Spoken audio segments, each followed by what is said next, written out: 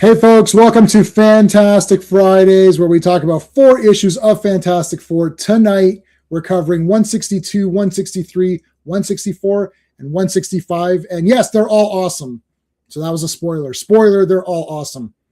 Okay, tomorrow, I'm looking friggin' forward to tomorrow. I haven't finished reading this yet, but our good friend Phil Owens had sent me Amazing Adventures starring the Beast from X-Men. So we're going to cover them all, the whole thing. There's not that many issues. I think it's like 7. So we're going to cover that all tomorrow night, same time. So it's issues it's 11 to 17 of Amazing Adventures. So that's going to be tomorrow. We're going to do the whole thing. So we'll move a bit more quickly through those than we normally do on this stream. But man, I'm friggin' so pumped for those. Like, I can't wait to talk about them. So Beast gets his fur. He's gray. Then he becomes black fur, even though they draw it in that black with blue highlights. And you're like, is he a blue character or is he a black character? Same with Venom and the black suit Spider-Man and that kind of thing. Eventually, they just go to blue. He definitely looks blue Beast, but he's technically black Beast. So he's Black Beast and he's Blue Beast. But anyways, that's all going to be tomorrow, same time. Of course, Earth's Mightiest Mondays is every Monday. We're going to talk about 4 issues of the Avengers. And did I read any of these? No, I haven't read these yet. So I'll have to read these on the weekend. So I have no idea if they're any good. I'm sure they're awesome.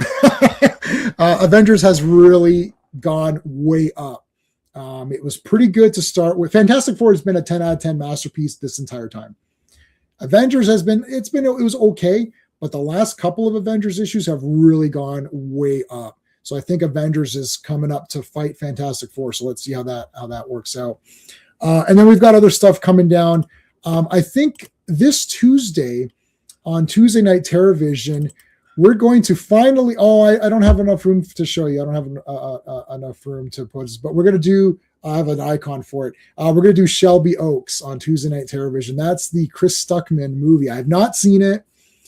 So I'm going to watch it before, of course. So on Pete's channel, Wrestling with Horror, we're going to talk about Shelby Oaks. So I'm looking forward to watching that. I know some people didn't like it, and some people liked it. So I don't know if they're just shilling for Chris Stuckman or if, or maybe they just hate Chris Stuckman and they want to hate the movie.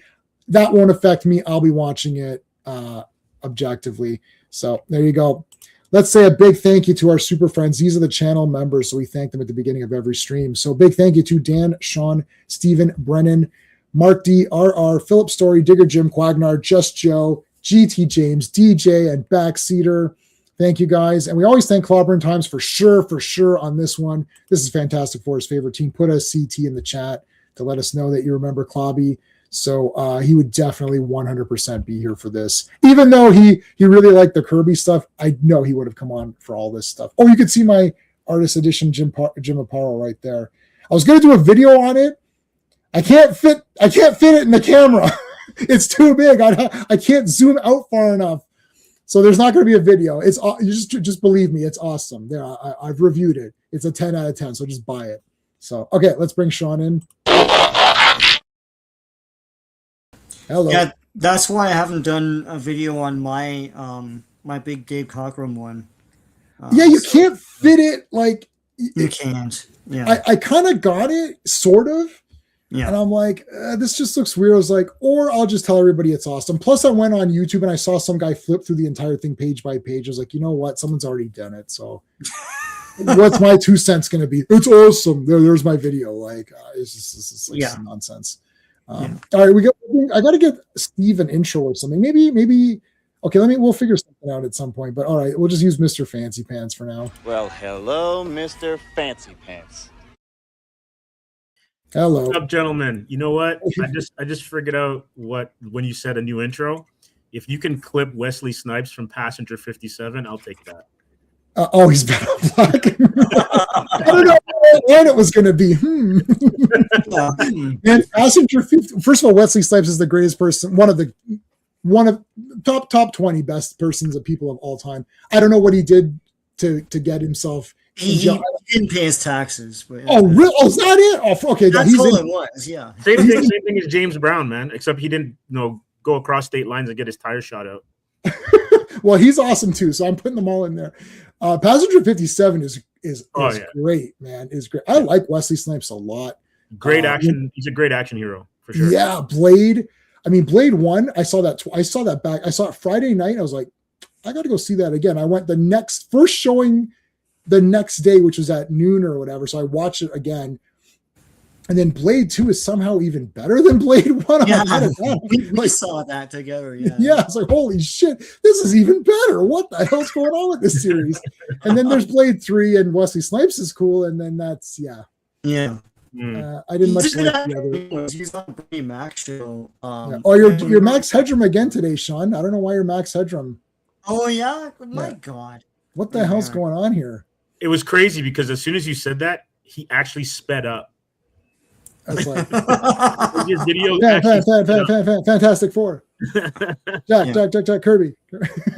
All right, let's say hello to everybody. FK was here first with CT and an orange heart. Thank you. Phil Owens, our friend, tomorrow's stream brought to you by Phil Owens, Amazing Adventures, our channel sponsor, our video sponsor, our live stream sponsor for tomorrow night's stream.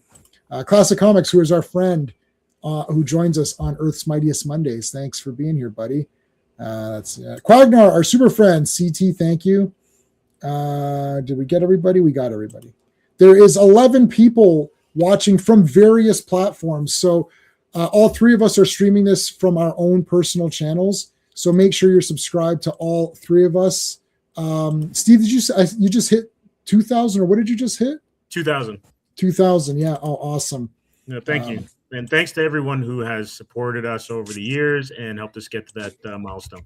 And thanks to you two for having us on your shows and live streams. It's been a blast, and it's great not even meeting you guys, getting to know you guys better, but also your wonderful community. It's been awesome. Wow, and that's before the check even cleared.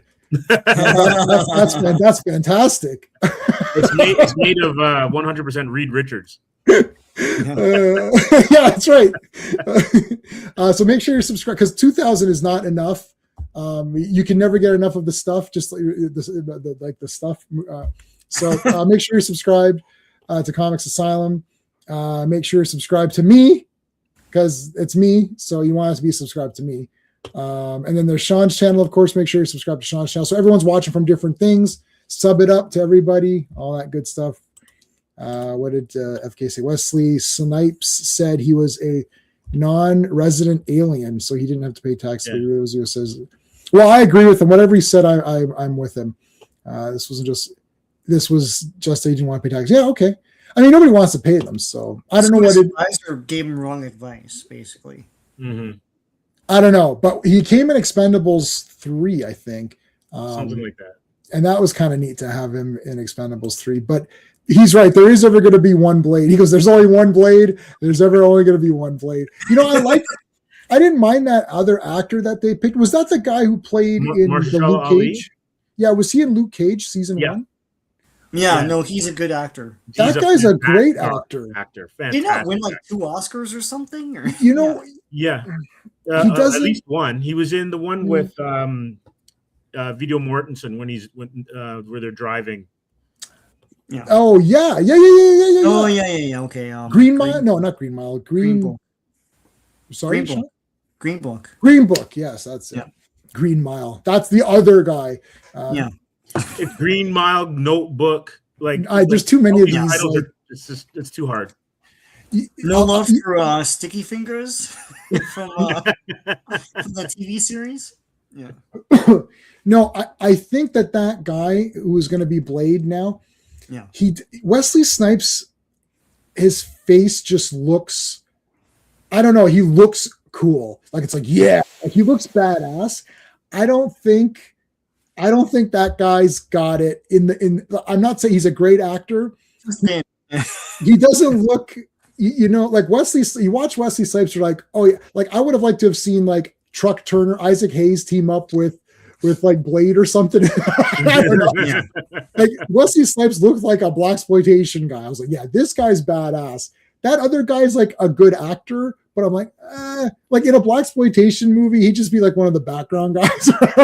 Yeah, and you need a big guy like a. You know who Wesley, if they're ever going to kind of do like a parallel kind of side thing, is the vampire that is a parody of Blade in Venture Brothers.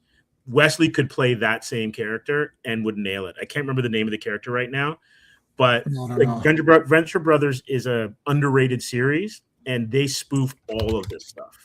Let me see. Venture Brothers. Let me see. Yeah. Oh yes. I've not seen this. I've seen the logo for it, the skull or whatever, but I've never seen it. Sean, I don't know if you've seen it. Anyone in the chat, if you've seen it, chime in. It is an amazing show, and it touches on all of this stuff, all of the FFs and the Avengers that we're covering and stuff. They dive heavy into pop culture, especially that era. I'll check it out then, because I've seen the thing before. Idea for show Sergeant Fury. FK, I did Sergeant Fury videos, and not even the people on this panel watched them. That's how dismal those were. I watched them. Okay, well that's fine. I know, but nobody. I mean, I was in a Sergeant Fury Facebook group, and their banner was terrible. Every time I join a Facebook group, I usually redo their banner because it was terrible. So I said, listen, your banner, not to be rude, but your banner is the worst thing I've ever seen in my life. I said, let me give you one that's better. And they used mine. And then I said, well, thanks for doing that. I appreciate it. You guys can use my banner. And now I'll give you access to these great videos I'm doing. They're like, yeah, we don't care about your loser videos. I was like, okay. So Sergeant Fury won't be happening. Our good friend, oh, no, not our good friend. I've never seen this person before. Thank you for joining the stream. Henry, thank you for joining us. I think that FF 164, 165 is George Perez's first work. Huh. Was there a Perez issue earlier? I feel like I saw his name somewhere. I feel like the problem is we're also doing Avengers. Yeah, we're also doing Avengers, and we're also doing a bunch of other Marvel comics. So we may have heard his name. So we'll see tonight. We're definitely gonna see. We're covering those two tonight, so we'll definitely take a look. I'm tired, boss. Yeah, Wesley Snipes is going to be Blade. I bet again. Yeah. The guy said Blade. That's right. Oh yeah, Channing Tatum and Quagmire. I remember before that movie came out, I said this before, in the early 90s, he looked like Mario Van Peebles. And I feel like they were going for him. and then they went with Wesley Snipes. I like Mario Van Peebles. Yep. You can always tell they draw the characters in a certain way to look like an actor that they're trying to get. Like they did that a lot in the 90s. So Mario Van Peebles, I think it's his dad, was in like some of those early black. Oh, Sweetbacks, Sweetbacks. Yeah, fantastic director. Yeah, so he was there from there, but also Mario Van Peebles was Solo, and I love that movie. And he was the sorcerer in Highlander, and he was X in Exterminator Part 2, which I have the soundtrack for, the official soundtrack, not pirated, and I have the theatrical poster, and I have a shirt of it. So I definitely love Exterminator 2. All right, you know what else I love? Fantastic Four issue 162. Sean, what do you want to do? All right, 162. The cover art is Rich Buckler and Joe Sinot. The release date is June 24th, 1975, but the cover date is September 1975. The Shape of Things to Come, written by Roy Thomas, penciled by Rich Buckler, inked by Joe Sinot, colored by Phil Rash, I think, lettered by Joe Rosen, and edited by Roy Thomas. Rache, maybe? Rache? Maybe. I don't know. That's like I've never seen that name before, so I don't know. Yeah, of course you have. Sledgehammer is David Rache or whatever. I mean he's Rashni though. I think he's Rashni. Rashi? So maybe it's that then.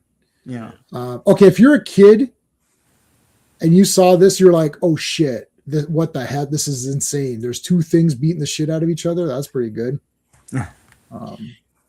Not to dump on modern covers, but except for the fact that they suck. But yeah, it's amazing how when you go through all of these covers, and this is without variants, like with variants, and you still don't have like a banger on a lot of them, right? Yeah.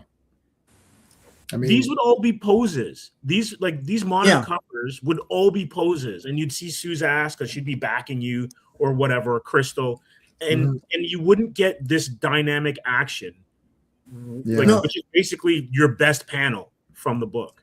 It's a tableau. They're tableaus. It's a tableau from the story, so it gets you interested. But that's the thing. Like, I love Image comics from when I was a kid, but like they kind of ruined things because every cover was a pose. Yeah. And after that, everything was just someone just looking at the camera or something like that. Just like standing there or like doing this, and that's it. And I was like, oh, it kind of ruined things because then after that, even today, it's just characters just looking at you. Yeah, they should have said two things are better than one. That would have been awesome. Agreed. Our friend Bobby's here. What's going on? This is a great one. It definitely is. They're all good here. Look at how awesome this shit is too. So this is Reed Richards. You can tell because he has the brown pants. This is Reed Richards, who in an alternate dimension or universe or whatever, Earth, whatever. I don't think they were really having. They'll give you an explanation later. In that universe, Reed became the Thing. And then it was just him and Ben had got the stretchy powers, but then he lost them. I think Reed cured him of it or something. So this is continuing on from Archon, who I really think is a cool character. And I like these barbarian kind of guys. They're always neat to me. And Archon is just kicking the shit out of everybody. That's because that's what he does. It's like he kicks the shit out of people. There is adamantium chains in here. I wrote a note. I'm looking at my notes today because I hardly ever do. But we'll get to that in a second here. So he's kicking the crap out of these guys. He's going to put adamantium chains on. You can see it says adamantium chains. So I don't remember when, we knew the adamantium claws or whatever, but I'm not sure when it became we've got other adamantium things, right? Like we've got, we can do lots of stuff. We can make an adamantium axe or something. I don't know. Yeah, because it was just basically Ultron. It was Ultron's hull, like his body, and then yes, he was full adamantium. Yeah, was that Ultron 6 or something or what? It was like one of the. I don't know the numbers. Yeah, we're reading all the Avengers comics, and I still don't know the numbers. And we've read 150 Avengers comics. And I still don't know. I think he's on Ultron 5 right now. All right, so there's Archon looking pretty badass. Great image here. So this is Johnny Storm in the 5th dimension with Valeria and Phineas. I think that was that guy's name. And this is basically a 3-world battle going on here. And they try to explain it here. Hey, Joe Dog, how's it going, man? So there's Earth of the Fantastic Four. So this is the normal, like our normal, I guess this would be 616 now. They'd call it 616. Yeah. I don't know when that first came about. Yeah, good question. Yeah, I also don't like it. Like, why are you making it a weird number?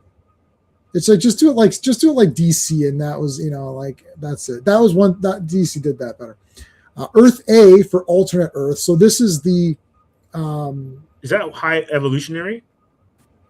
No, I don't. Well, unless he comes to this alternate Earth, I'm not sure. He's Earth. Oh, was that counter Earth?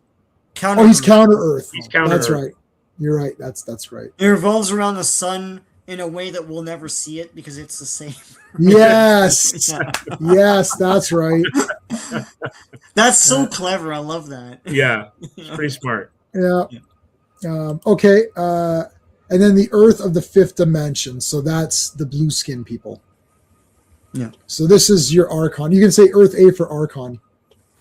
And then they're showing you this to show how the attacks are working.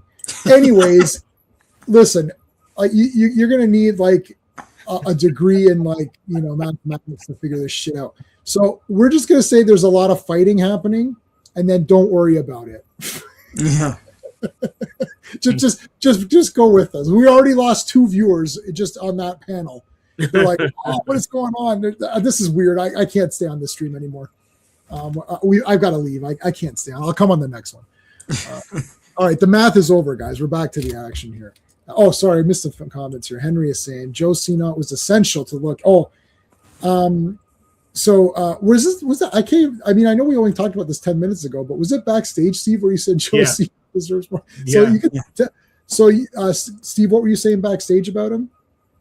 He is as important, in my opinion, to the look of the FF as Kirby is. And because even after you leave, Kirby leaves, the Thing's look is maintained in terms of like how Joe, like how he inks him, and so he's got a very consistent look for sure. And as is said as well, Vinny Coletta. Yeah, the eraser, Vinny Coletta, the eraser. We call him the eraser here, but yeah. He's not. You know what?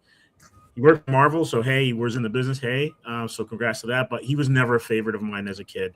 Right. No. Yeah, and he did a lot of Jim Aparo ones too. And you could tell like his tic-tac-toe windows. Yeah. Right. FF 166 inks by Vince Coletta is sad. Yeah. Yeah. Compared. Well, this issue is friggin' crazy. Well, it's fantastic. Supergirl is not your anticipated. Okay, you're ripping it apart. Okay, all right, Joe Dog. I'm gonna see it, so I'll give you my honest opinion, which I'll say it sucks. But anyway, there's a Supergirl cameo in tomorrow, kind of, in the last issue of the Beast issues. Oh, I haven't read it yet. There's a Superman cameo as well. All right. Anyway, yeah. You'll find out tomorrow at 7 p.m. Eastern time. I have these issues. Nice. Bought them as a kid. Not in great condition. That's okay. I myself am not in great condition, so so it's fine. CNOT is doing excellent work. Yes, he's doing excellent work here. Look at even Archon's excited about it. He's like, I'm being inked by. I'm looking pretty good in this issue here. What the hell? Right. Didn't look as good last time. Nice definition. Good definition. Thing, you're looking pretty good yourself too, and you're the fake version. You're the fake thing, and you still look pretty good. All right, so great art here. This is I don't know why this is. I guess it's like it's not like I guess it's a splash sort of, but not one image. It's like interconnecting panels. Here comes this caveman. And Reed decides to talk to him to find out his feelings. No, I'll just punch this guy. Yeah. You broke into my house. You murdered my servants and my pets, and that is what grieves me the most. Sorry, that's also Jim, not but anyways. James Earl Jones. That's another awesome guy we can put in at least his voice. We could put his voice in there.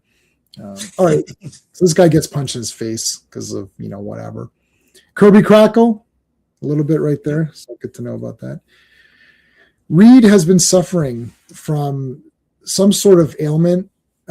It's making his plasticity or rubberiness or what, I don't know what you call it. It's stretch tile dysfunction. That's awesome. I like that. Stretch tile dysfunction. Yeah. And Sue's like, it's okay. It happens to everybody. Yeah. All right. So within the Kirby Crackle, he can talk. This is the fake thing. I don't want to say it. The Reed thing. Mm-hmm. Thing Richards. Is that better than I think Thing Richards? That's not too bad. Yes, that was a good one. No, that was good. Well, what am I going to do about this? I don't know. Let's check this guy out. This guy's so big he can't even fit in a panel. It's like, shit. This guy. We're making this big creature. It's like, how big is he? Well, you won't even be able to fit him in one panel. Oh, shit, that's pretty big. Why is this guy? Oh, this is the Counter Earth or the not Counter, the fifth dimension version of Devore. Is that Devore? Yeah. Devore, yeah. So Devore is a bad guy. Who couldn't guess that? Wow, I didn't see that one coming. So is that a coloring error on the second panel? No, that's the fifth dimension version of the same guy.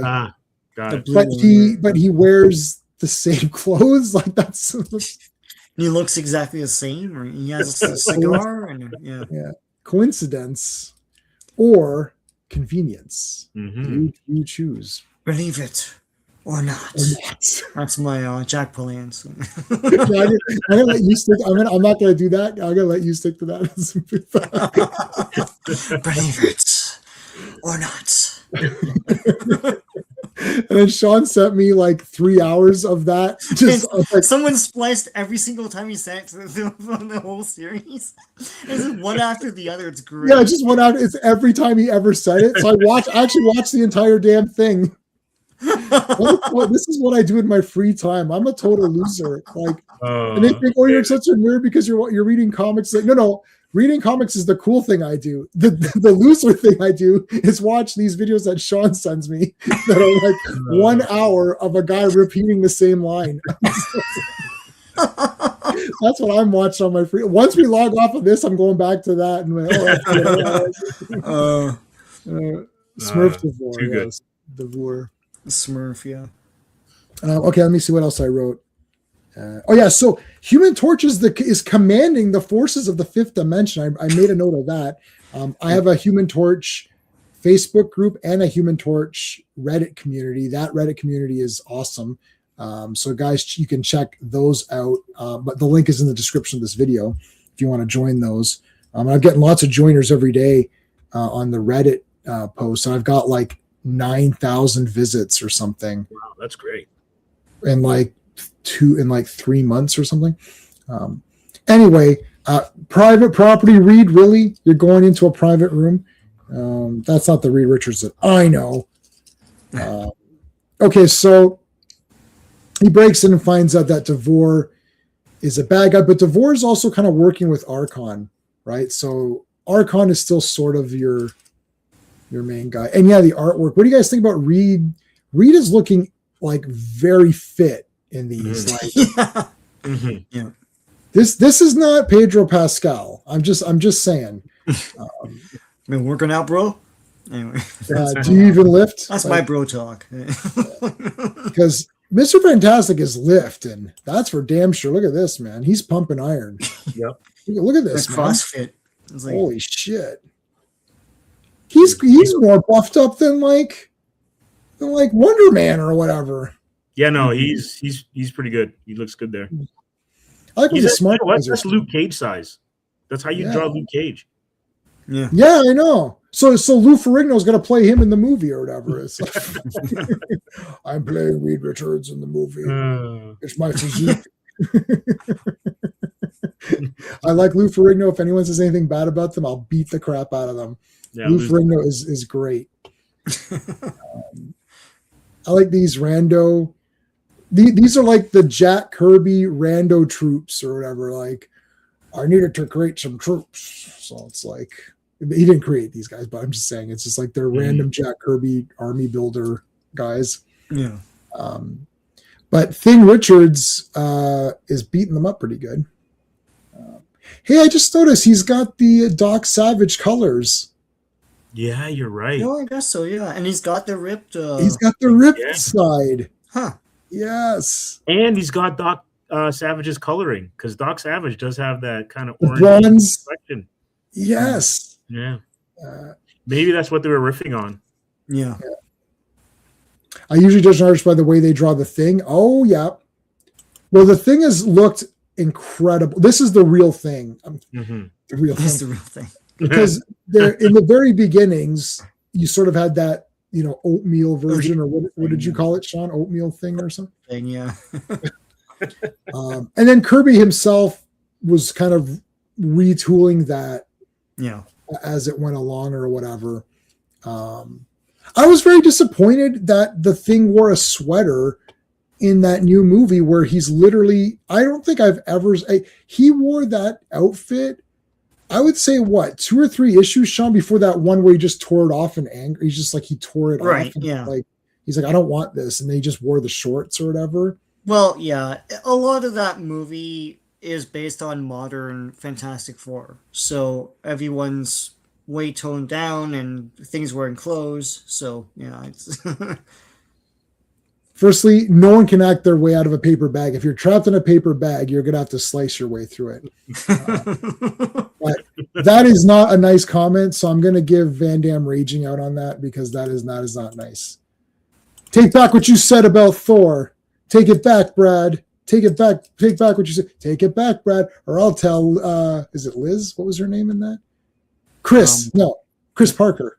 I'll tell Chris about all those love poems you write about. Okay, Sarah, I take it back. Thor is not doesn't play for the other team. It's like, I wonder if Marvel paid for that. It's so weird. I watched some clips again. I'm like, huh. I only noticed it right now, Bobby. But yes, we love we're pro Adventures. Have you seen Adventures in Babysitting, Steve? Oh yeah, man. Okay. Yeah. Phew, just yeah. Had a huge Elizabeth Shue crush back in the everyone day. Had it. That was an addiction. There was like literally groups. It's like how I'm addicted to. I'm in love with Elizabeth Shue, but she loves me too. It's like no, I don't think she does. Yeah. I don't think she knows who you are. No, she does. She does. I saw her at I passed by once and she waved at me. You know what's crazy? Because I haven't seen it in a while, but that still might be the best Thor helmet on film. It is. Yes, it is.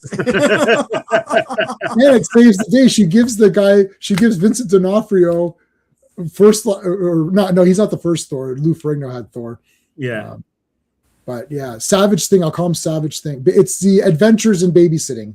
Yes, Bobby. Adventures in Babysitting. Doc Savage. I'm going to call him Savage Thing. I like that. I think that's better. Mm-hmm. No, not Shoe that way. You. I think she's like a flip flop or something. You know what's crazy also about that time period? You take Adventures in Babysitting and Maximum Overdrive, and it gave you like your hit of Marvel, which was an absolute fake out. Yeah, Green Goblin. I mean, I was stunned. I rented that movie because I was like, is there a Green Goblin? What is this? Green Goblin is in this? What is this? I was so weirded out. I saw it way too young. I was like, I saw it when it came out, so I was pretty young. I was like, this is awesome. It has nothing to do with Marvel, but no. Yeah. And the best, Green Goblin rendition on screen as well, too. Yeah, that is the best Green Goblin. That truck it should transform into a robot Green Goblin. Yeah. Look how awesome this is. This is beautiful. Oh, yeah. This is like classic Marvel. Put this on a cup, put it on a shirt. Mm-hmm. Geronimo. Remember, was that in Top Secret where Geronimo jumps out of the plane and says, Me. I love those movies, man. That's really funny. Was that a Top Secret or Airplane or one of those? He's like, Me. Oh my God. That is great. There's General Ross. Mm-hmm. That piece of shit villain from Hulk. And he is a villain. F that guy. He is a villain. He's J. Jonah Jameson of the Army. Yeah, and Jameson's a dick too. You read those old Spider-Man, it's like, whoa, this guy's a real piece of shit. It's not like he's fun. It's like he actually is a douche. Yep. I don't want to mess with a thing. Yeah. Can't stop this thing. Okay, yes, Quagner. Keep going, Quagner. You know what? Keep going. Go for it. Just go for it. There's the Sandman coming in. No, this is Ben. So this is Ben Grimm. So Savage Thing is Reed Richards, and then this is our blue eye, ever loving blue eyed thing or whatever. And then this is Ben Grimm from the Archon, or from the I guess Archon dimension, right? No, wait. You know what? What the hell's going? I'm still confused. I thought Archon was in his own thing, or is Archon and this guy together? No, Archon's in his own dimension, and he wants all three of these planets to blow each other up so that it can make light for his planet or whatever. Right. Okay. Yeah, that was his plot in Avengers too. Yeah. Yeah, but here he's going for 3 planets, not just one. He's committed, man. He's committed to the planet. It's all good. Yeah. Okay, so there you go. To be fair, the Thing is tough to draw. Yes, as much as like Walt Simonson, his thing was not good in my opinion. Only, yeah, that's fine. I mean, yeah. Is there a Yukon? I don't know what that is. Is that something I'm supposed to know? University. Oh, okay. It's University of Connecticut. Oh, okay. Oh. FK, I don't know all of these things. Like, don't put letters in the chat, and then I got to figure it out. Like, this is like, Write out the whole thing. Wow, thing. Things can only get. Yeah, keep going. Spam it. Spam the chat. Let's do it. Pretty young thing. Just give it like 10 seconds, or else YouTube's gonna like try to block you. It's gonna think you're like a bot or something. Mm-hmm. All right, here comes Johnny Storm and throwing some fireballs because he doesn't know. He's like, I'll just hit both guys because like whatever, right? Like, I think gets this all the time, anyways. I think gets hit with fireballs all the time, anyway. So there's the fifth dimension, boys. It's okay, guys. It's all good. Go back to the fifth dimension. Get a coffee on the way. It's on me. Put it on my tab. Sorry to drag you out to this dimension. You can go back to the fifth dimension. Have some fun. Tell Valeria I'll see her later. Yeah, there's no hero with this color scheme. No. It's like you have to be a villain. You guys, can I make a suggestion to the fifth dimension like high ups? Maybe pick different colors because you guys look like villains and your blue skin. It's just not looking good. Like just to be honest with you, you guys are total villains. And look, they all look angry. They belong in Submariner or something. They're Namor's guys or whatever. Yeah, because like the Atlanteans and the Kree had the same skin color. Yeah, I think it's bluism or whatever. Yeah. It's bluist. They're all bluists. I don't trust anyone with blue skin. Oh shit! It's like man on the street. What do you think about blue skin people? I don't want them around. It's like first they try to drown us all with their Atlantean bullshit, and then they come from space and kick our asses. And now we got guys from another dimension. What's going on with all these blue people? It's like with their Smurf berries and everything. God. Bad guy blue. Yeah, they're wearing bad guy blue. Yeah. Flame on. All right, let's go. Keep these guys away. Sure, I'll just make a flame wall. All right, I caught one of the bad guys who's this fatso. It's Devore or whatever. This fat ass Devore. Hey, I'm on a diet. It's like, shut up. Like, let me explain this to you. It's like Johnny's like, okay. To me, there's nothing to explain. This diagram, like, yes, one planet and then the other. Yes, I know. So wait a minute. There's 3 planets. Oh, okay. Roy Thomas thinks you're really stupid, so he's like, oh,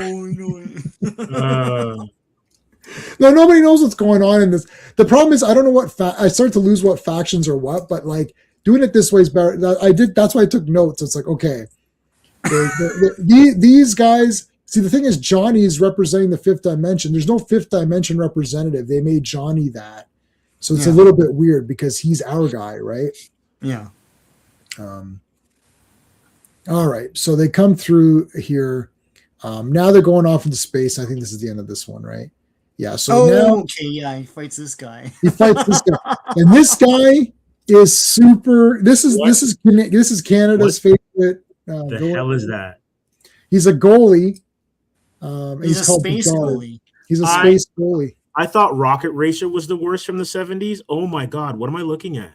It's like Surfer and then Kirby made a skiing guy, and then they're making a hockey. Oh, the Black Racer. No, I like Black Racer. Marvel. Give me the Black Racer It's DC. Oh, it's DC. I'm sorry. DC. Yeah. Give me the Black Racer comment. Does DC only hire the same? Like, are they going to not put me on Black Racer? They might not. Oh yeah, no, because you're not black. Yeah, so okay, I can't get. Well, if you gave me Black Racer, I'd make it awesome. But anyways, he's death, basically, right? So. Yeah, and I'm going to make him kill a lot of dumbass people.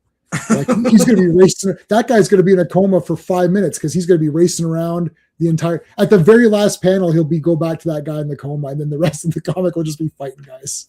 So this guy's name is Guard. It's two A's instead of a U. You know. Okay.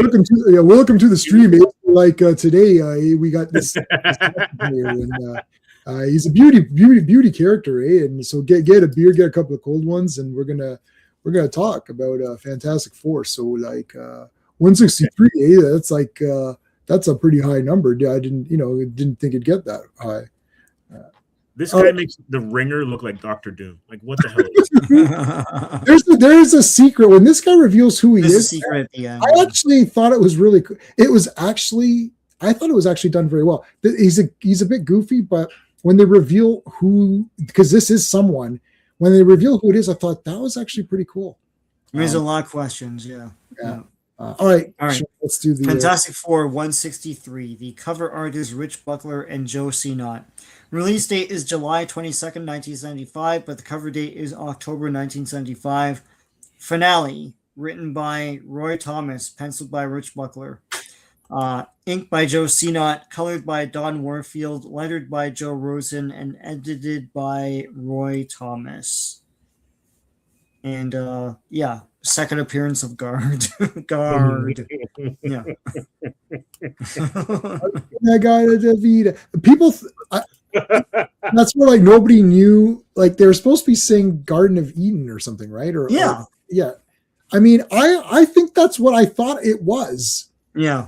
And then they changed it to this because nobody understood it. So it's like. And there's a bathroom on the right. There's a bad moon on the rise. Finale. See, like even the cosmos knew because it created electricity in the words. I am Guard, and then Ben is like, I am thing. Thing with two eyes. Yeah. Yeah. Well, maybe it's pronounced. Maybe it's like Gayard or something. I don't know. I feel like this is like an Image Comics thing, like early night, sure. like where you put the logo and I'm Vixen. And no, but like Vixen would be like 3 X's or something stupid, right? Oh like yeah. Like it's like I'm Guard. It's like okay, well, or you. But I copied that from my character, so who am I to complain? My character Morn has 2 N's for no reason. Yeah.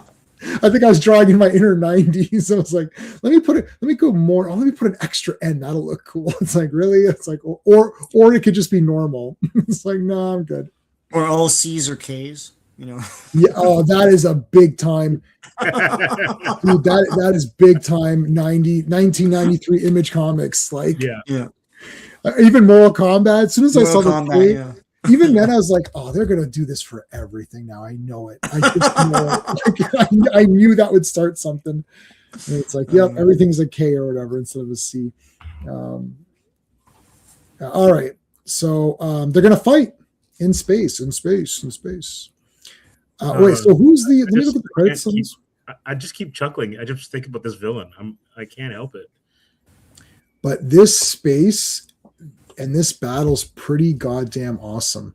Well, there's 2 minutes for high sticking right there. Yeah. Maybe it's Casey Jones. I was thinking the same thing. Yeah, his celestial dad or something. Yeah, hockey. What? No, that's Blue Jays. Let's play ball. What's hockey's What's thing? the hockey one? I can't remember. Stomp Tom Connors. Oh, okay. Oh, the best game you can name. Yeah. Oh, it's good. We're on the air. It's hockey night tonight. Yeah, that's the one. That's hockey. Yeah. So wait a second. So we got the surfer. You were mentioning this already, Sean. So how do you skate in space? Well, that's Thing can't understand because he's on skates and he's having a rough time skating in hyperspace, right? So yeah. What? You know what? I should have took a gummy before I joined this. What the hell am I reading? This is I want a clip from Army of Darkness. Your primitive intellect doesn't understand space and projection and hockey. So yeah, like space hockey. It's oh man. God, okay, let's train high on cocaine, Casey Jones. Yeah, you better watch your speed. It's. Oh man. Yeah, I like Black Racer. Not in a joking way. I like all of the New God stuff. We covered it all on this channel, the whole thing. All of Fourth World, all of it in order. And I like Black Racer. I thought he was a super neat character. He looked cool. I liked him. Yeah, I would definitely would do something with that character because Marvel's not going to do or DC's not doing shit with these people. They basically just took Darkseid and then The other, Yeah, and that's her Orion big maybe bet. a little bit, and Yeah. that's about it. Yeah. Okay, so they're throwing shit at each other. Like this issue is like a 1 minute issue. The whole thing is like this massive battle here. Did I write any notes here? Oh yeah, so they explain the plan here where they want to nuke the planets. Like hits them back So with this thing. they're not just fighting; they are playing a game, and they have to like score 3 or something. Like Thing eventually, I mean, spoilers, he eventually wins, but like he wins by throwing the frisbee into whatever goal that guard is trying to goaltend or whatever. Yeah, so he is a goaltender. He's actually Yeah. he's My a God, it space actually is goaltender. hockey. It's space hockey. It's Space space hockey, hockey. yeah. Yeah, it is Yeah. space hockey. What was that? What was that movie called? Anyway, he physacked him. That's not good. Thing, what is it? You better get your shit done. It's like, yeah. Right.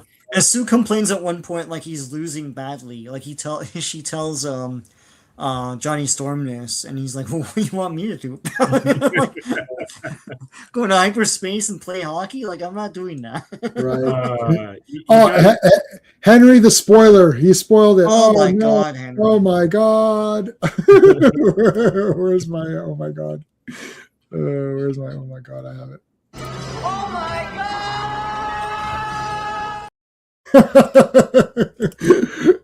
Yeah, so it is the Human Torch. He's actually fighting against the Human Torch. The color scheme works.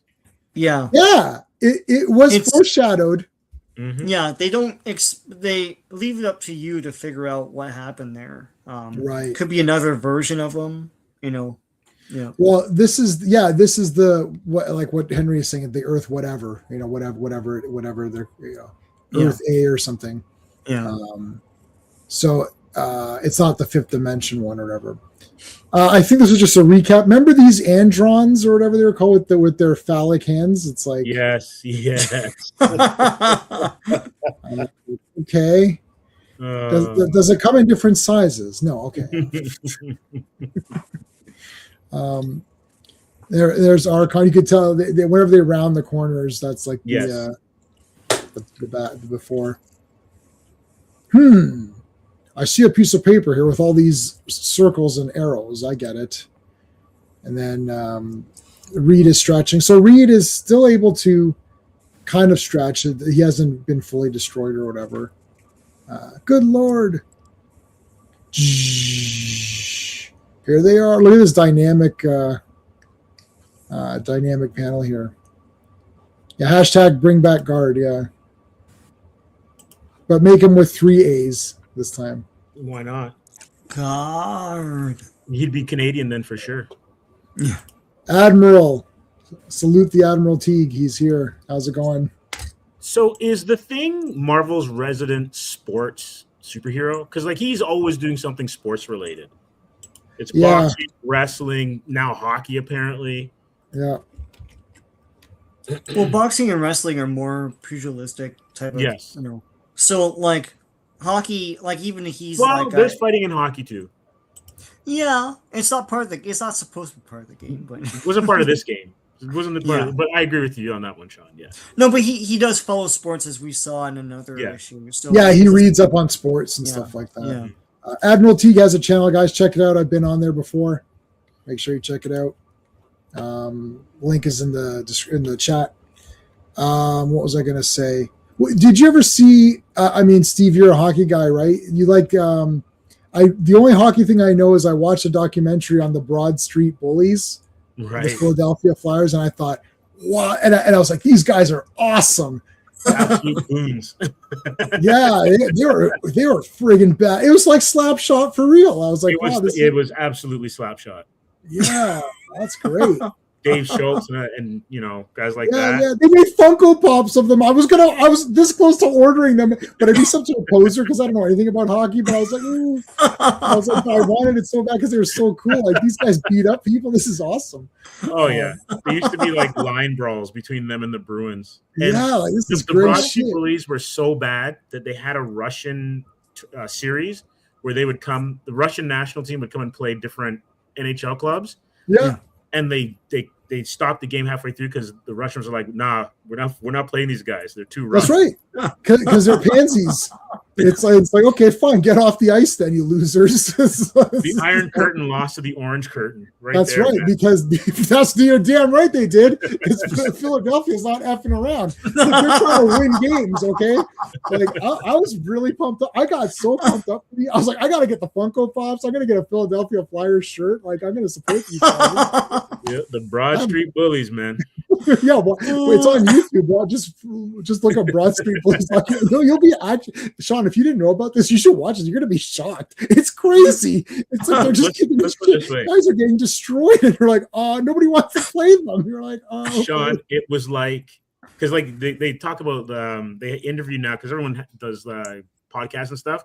So they talk to the former players about how people would get the Philly flu, and that's when. Oh, I'm sick. I can't play because they don't want to face the Broad Street Bullies and get beat up. Yeah, they had a faction or whatever. This is the 70s. It sounds like the 70s to me. Yeah. And that's what hockey was like top tier at TV back then in the 70s because like this kind of shit would happen. When they came in, they'd play the NWO theme music. That's where it came. No, I'm just joking. All right, so Archon with double lightning bolts to Human Torch. It's the John Woo. He's doing the John Woo. He should cross and like so Archon's beating the shit out of him. Then boom, punch from behind. Here's Savage Thing. Gets like nailed, and then Johnny grabs lightning and throws it at him and dislodges his quiver. That's quite the shot, Johnny. That's right. It's like, and then Thing breaks his back. No, he throws him into a. It's like no, that didn't happen. He threw him into a wall or something. All right, let's go. Let's contact Sue. Oh, Johnny, thank heavens you're still okay. These comments are killing me. Yeah. Basically, the time that they're talking about in the comments, like Admiral T and FKH, it was basically an FF episode issue on the ice and in the stands. Like there's one comment about how the Bruins went into the stands. A player beat a guy with his own shoe, a fan with his own shoe. See, that's the true spirit of hockey. The guy's name was Mike Milbury. He beat a guy, went into the stands, beat a fan with his own shoe. It was amazing. Yeah, see, that's real. That is bullshit we're doing. Bruins and Flyers were wild. I know. I gotta watch some of those. I'm sure there's clips everywhere. Oh yeah, they're all over YouTube. All right, so the way that this works is that nobody can pass. So Reed is able to make a duplicate thing in space to mess with Guard or whatever. Yeah. So Guard nails Thing, and then this is chapter 3 here, Victory in Space. So it's like this disc thing or whatever. Mm-hmm. Yeah. Disc of Tron. Yeah. It's disc, whatever. So they throw it, and then he's coming out. Wait, what the shit? Oh shit! There's another thing, and then he throws it at this guy, but that was a fake thing. So it was supposed there's some sort of barrier or something set up where only one person can encounter the Guard at a time. So it's always a one-on-one matchup, something like that. But then Reed is able to make another thing projection only. So that kind of threw him off guard. There we go. Punches him and well done. goes into the goal. There you go. I'm coming through. Boom.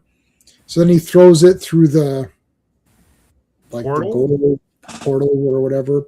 It's not really like there's no way for Guard to win. He's just blocking it. Like it's not like Guard can beat him or something. Yeah. Right. I always thought that mouse. Oh, that's basketball. NBA tried their best to do some fisticuffs. Yeah, NBA that was is Malice at the Palace. I was a Pistons fan before the Raptors showed up. So yeah, they were crazy. Yep, we're on our test, man. Absolutely. Is that basketball or? Yeah, that was basketball. That was crazy.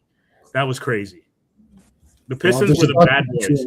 So basically, the Pistons of the late '80s and the Flyers of the mid '70s were the two gooniest teams, like on the face of team sports. They're just they'd break rules left, right, and center. But basketball, can there be fighting in basketball like that? Yeah. Oh yeah, like the basketball we watch now is very tame compared to guys getting clotheslined in the '70s. Oh really? Bad boys would punch you as you go to the net, as you go to the rim. Yeah.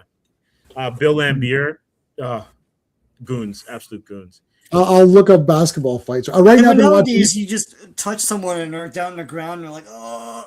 Yeah, LeBron. You know, it's part of the tactics, though, isn't it? Like to get free shots or whatever. Yeah. So that's all become part of the sort of the technique or whatever. Okay, so he removes his mask as Johnny Storm. Dun, dun, dun. Interesting. Did they ever explain how Johnny got this gig or no? Or how alternate Johnny got the gig? We have to assume, because in that alternate world where Reed Richards became the Thing, it was never explained what happened to Johnny. They kind of said, oh, he died, or or he wasn't really there. But Sue is there. But Sue never went to space, and Johnny never went to space either. So it's not really, we're not really sure what happened, but they just leave it up. I don't know if they explain it later on somewhere down the line, but not. He's an Earth A Johnny Storm. Yeah, it's Earth A Johnny Storm. He never took space flight. Yeah, it's a thing. He's called Vanguard now. Oh, okay. Because I'm getting some Silver Surfer vibes. He looks very different now too. Like awesome, but yeah. Anyway. I should clip this for the. I might clip this for the. Your group would love to know this if they don't already. What? Johnny Storm gave up like hot rod racing and became a goaltender in space? That's crazy. A space hockey player? Yeah. All right, so they come back. There's a kid. Everything is good. Yay! There's Alicia gets lifted off her. This is Alicia. There you go. Yeah. All right. That's it for this. That's it for this. That's it for this volume. So we got to open up the next volume. So hold on. This is always messed up because then it. So that was volume 15. So now we're on 16. Fantastic Four. 16. While I'm opening up this, you guys want to say what Sean, what have you got going on your channel? Let me see what I have. I have a whole bunch of videos coming. Hold on for a second. All right, Steve, what do you got going on your channel? I think I got one more video to put together from interviews from last year. And then due to your generosity, I am going to be spotlighting one of the Marvel team-ups. One of my favorite Marvel team-ups of all time is issues 82 to 85, I think it is, where it's Spider-Man, Black Widow, Nick Fury, and Shang-Chi versus Viper and Silver Samurai. And it's an assassination plot to kill the president of the United States. So this is back when like Jimmy Carter was president. And it's a fantastic four-parter. And the last issue has all of them put together. Because normally the Marvel team would be like, you're in one issue and then Spidey would then move on to someone else. Yes. Yeah. But this one, they all hang around. It starts out with Black Widow. And she assumes the identity of Nancy Rushman because she was injured and had amnesia. This was a big 70s thing where everybody and his mother had amnesia. Yeah. So and Spidey with his thing for redheads kind of, falls for her a little bit. But so I'm going to be doing that and putting that into a video. Okay. Sean, what have you got going on? I've got a Nintendo video coming up on Sunday. Tomorrow, of course, we're going to be going through the Beast issues of Amazing Adventures. On Monday, it's Earth's Mightiest Mondays with the Avengers. And after that, I have a DC Finest Science Fiction go through of that trade paperback of all the weird science fiction stories that they told back then. including Time Tomorrow and all that stuff. So stay tuned. Okay. I just saw Skeptic pop in. What's going on, Skeptic? Henry, you are so right. That is an unbelievable run. And Sal and Steve Leola, that art team is like amazing. They actually teamed up a little bit later in ROM, and we're still kicking ass back then too. But yeah, absolutely great inks. Those inks are fantastic. When Ernie Chan, I think Ernie Chan's probably my favorite inker for Sal because he did some early Hulks around the 215s around there that are dynamite. They're including one with Stingray. I think the issue is called "Show Me the Way to Go Home." But when like Sal was good for like his speed, he wasn't as technically strong as his brother John. But even Jim Lee at first, before he got in the business, he was like he didn't really respect what Sal did until he got into the business, and he's like, this guy's a machine. And so he was Kirby-esque in terms of like doing like multiple books a month. Yeah, these guys. Yeah, I know these guys are crazy. Like, I just watched an interview with Jack Kirby. Obviously it's an old one, but it's like you're like, oh my god, like just thinking of how much. And then there's a big sad thing at the end where he's like, oh, these new people are coming in. It's going to be great. They're bringing all these new ideas, and there's like, oh, I can't. I was like, no, you're going to make me cry. This is so terrible. It's like Kirby. Here's what's going to happen. They're going to take your characters and bastardize them. Yeah, and they're going to create a bunch of derivatives, and then they're going to create nothing. That's all they're going to do. Just like I think it was Cary Grant in one of the Oscar speeches was like, I can't wait to see what the filmmakers are going to do. It's like they're going to do shit. That's all they're going to do. He's like, it's like they're not going to do anything good. So keep that in mind. Okay, 164, Sean. What's the all right? What's the 164. The cover art is Jack Kirby and Joe Sinott. Release date is August 26, 1975, but the cover date is November 1975. The Crusader Syndrome, written by Roy Thomas, penciled by George Perez, inked by Joe Sinott, colored by Petra Goldberg, lettered by John Costanza, edited by Roy Thomas, and the first appearance of Crusader and basically Quasar, I guess. But yeah. Yeah. So okay. So question. Like okay. I first when I first saw this issue, so I make the thumbnails, and I was like, oh, is that Quasar? So is it or not? No, it's the quantum bands give you this costume. Okay. Yeah. So oh, they give you that. Okay. Spoilers: when he dies, they give the quantum bands to like Quasar and stuff, right? So he dies. Damn it. Wah, wah, wah. Yeah, I remember I bought Quasar in the 80s, like when they relaunched it and everything, and they had this whole thing with people putting on the bands and like being vaporized and stuff, and it's pretty cool. Put him on. This is Crusader. Well, first off, he's got an awesome costume, so let's get that straight. Here's Invisible Girl testing her powers, and they're like, okay, so you kind of suck. Let's try to make you not as sucky. And she's like, okay, let's see what other things I can do. And then they gave her, it's like, okay, I think for our next test, you're going to try to push Galactus over, make him fall down. No, we're not. Sorry. That's not a test. I'm just joking.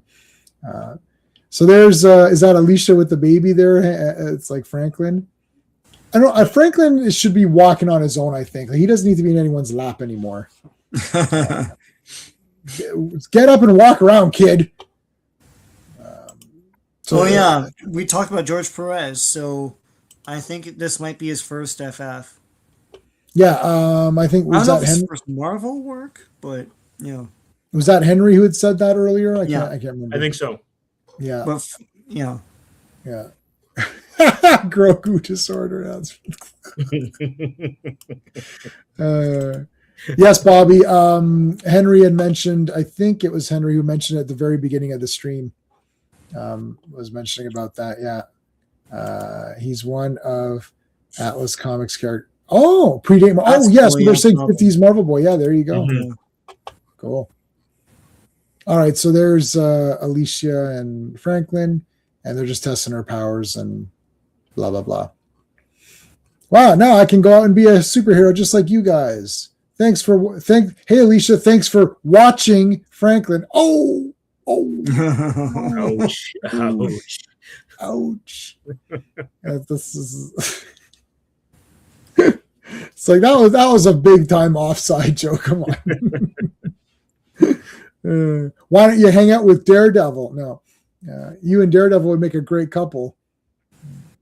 So all of a sudden, Sue is now making things legs invisible, and now half of them is invisible.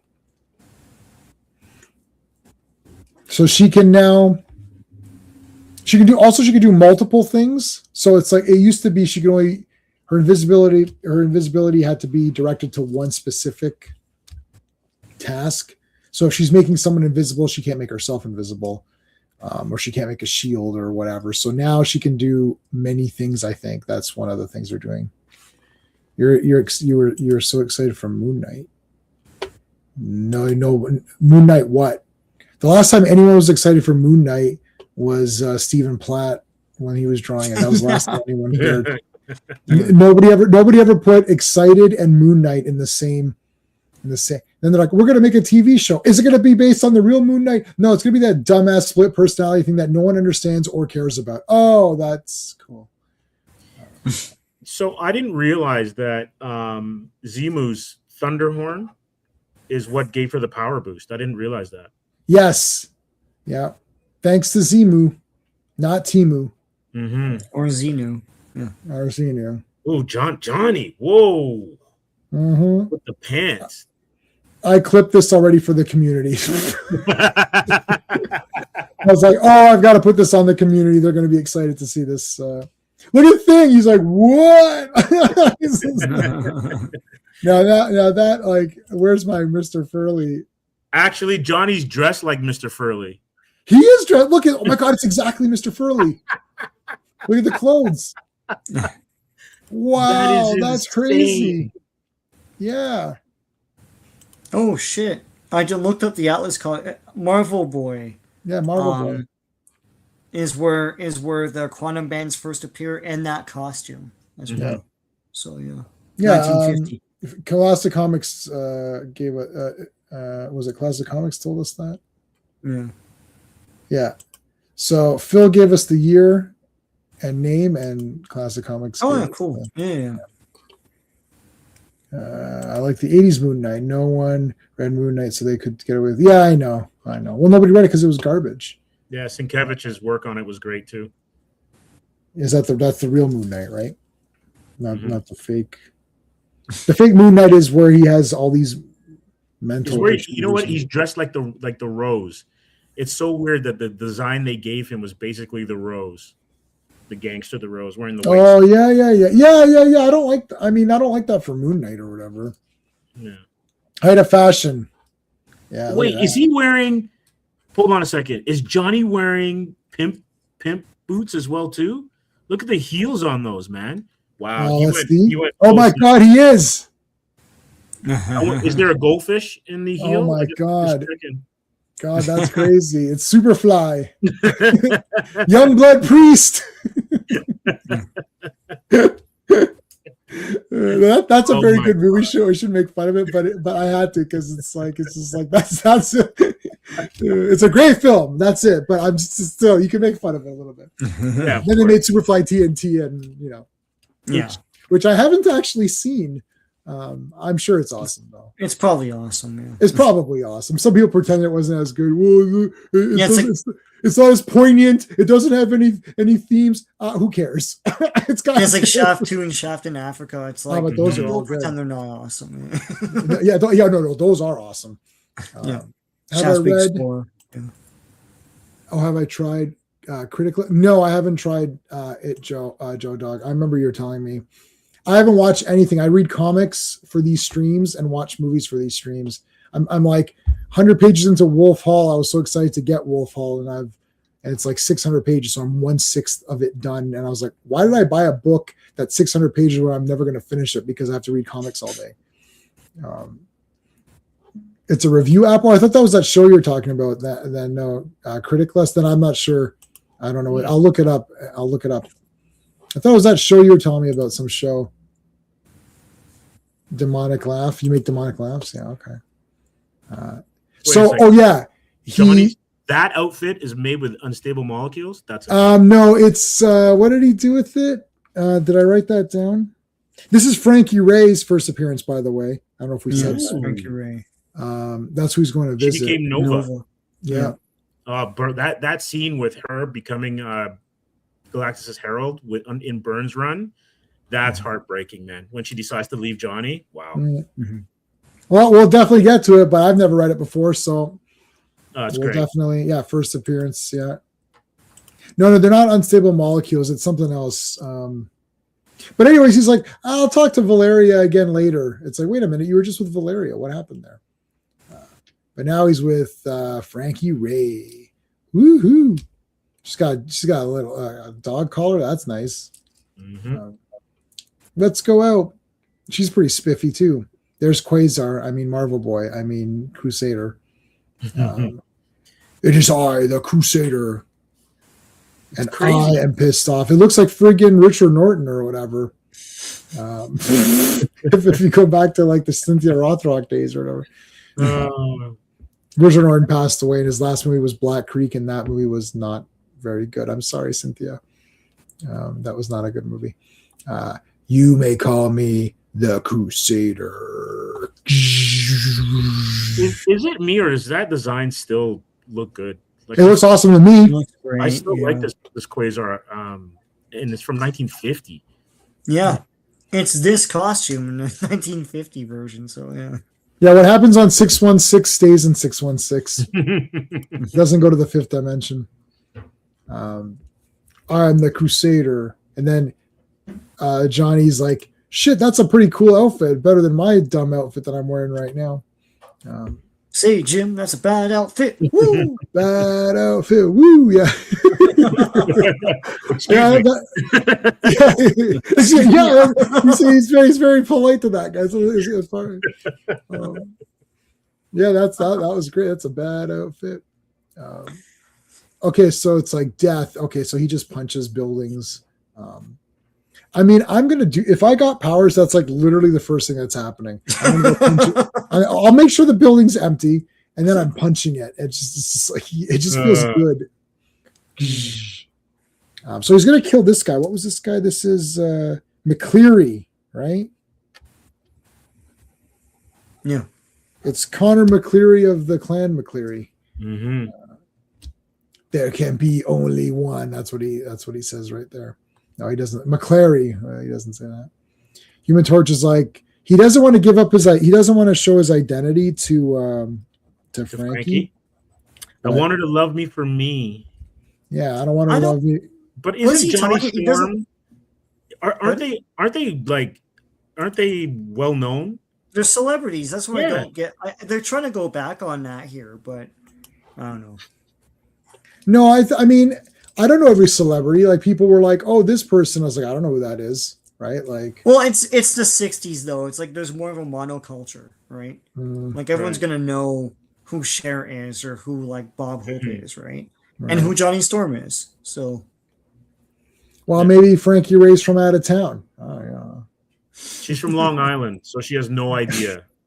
She's from Cleveland or whatever they always say. John Carpenter always has Cleveland as his thing, right? Like, you may have survived Cleveland, you may have escaped from New York, but this is LA. I like Escape from LA. I like how there's fake people pretending Escape from LA isn't a 10 out of 10 masterpiece. I don't know what they're talking about. It's an absolute masterpiece of cinema, and I love every second of it. Oh, remember that stupid surfing scene? Nope. I remember the awesome surfing scene, but not the stupid one. So he flames on in front of her, and she's like, "Holy shit, that guy just flamed on!" Mm-hmm. Here he comes. And now he does the arm trick where he makes his arms like, normal. Yeah. Why can't he just like look? Okay, I know his arms are normal, but this guy's ass just got flamed. Look. Oh yeah.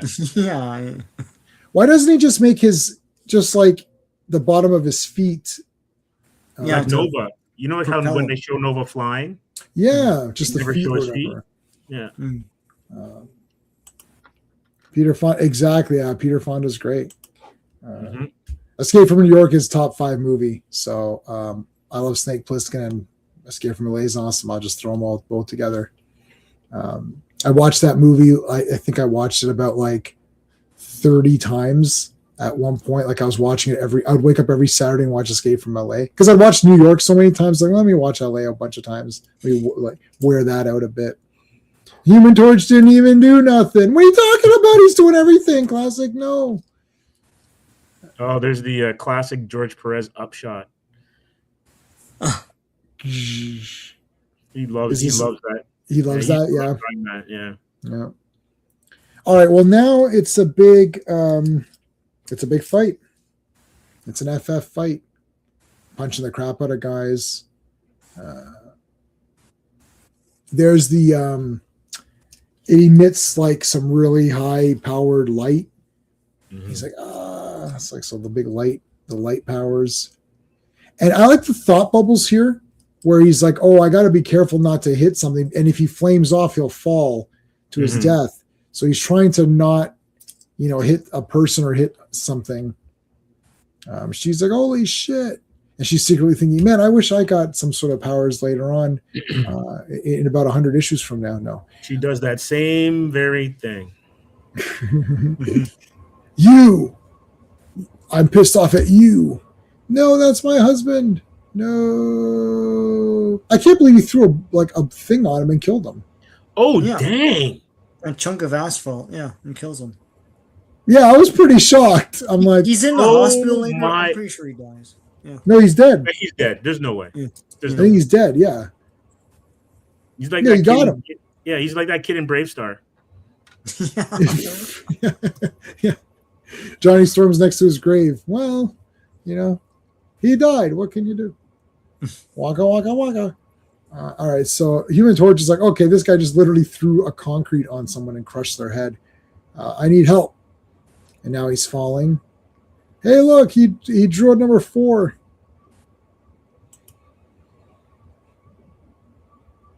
Mm. No, the fake Cyclops is dead. So how is he back in that movie?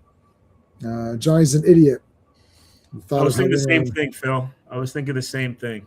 Wow, you got your Phil. You're so mean. Where's my?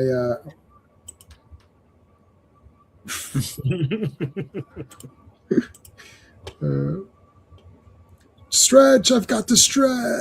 Wait. Didn't he have issues? Yeah. Last issue. It's like they come and go. And now he's stretching like 6 blocks at least. Yeah. Yeah.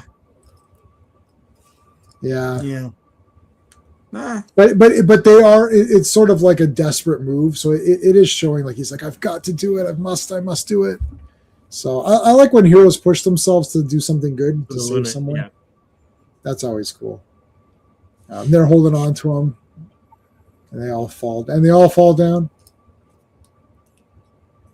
Oops! I stepped on Reed Richards' leg. Sorry about that. That's not my leg. Yeah. That's not my leg. Yeah. It's it's crazy. Like Perez always was a master for detail. Look how much he's packing into these little panels. Yeah. Like he's drawing like 30 characters a page. Yeah, look at all this. There's Gwen Stacy right there. Oh yeah, there we go. First appearance of Gwen Stacy. Oh wait, no, she's already dead. At this point, yeah. Yeah, she died in like 72. Oh yeah. Bronze Age. Oh, that's the clone. That's the clone then, because I think the clone came back Yeah. relatively quickly. 2 years later, I think, right? Right, Jackal, yeah. right? Is that the Right, yeah. Jackal? Mhm. Yeah. I like the Jackal. They don't use that guy. He looks cool. Yeah. Yeah. Yeah, they should use that guy in something. He's pretty neat. And he makes the clones and all that. He's a clone maker. Yeah, Kane and Ben Riley are all because of. I like Ben Riley. Okay, we're gonna have a problem. Scarlet Spider. I got a Scarlet Spider hat. I wore it on a troll. I was trolling someone they didn't like. I can't remember what it was. It's like they don't like Ben Riley, and I was like, "Oh, you don't like Ben Riley? That's odd. I didn't know that."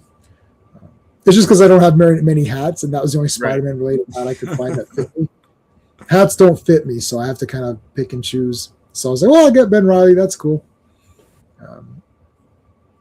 Let me stretch up and see what's going on. Stiltman. I was thinking that. Yeah, sure. Yeah.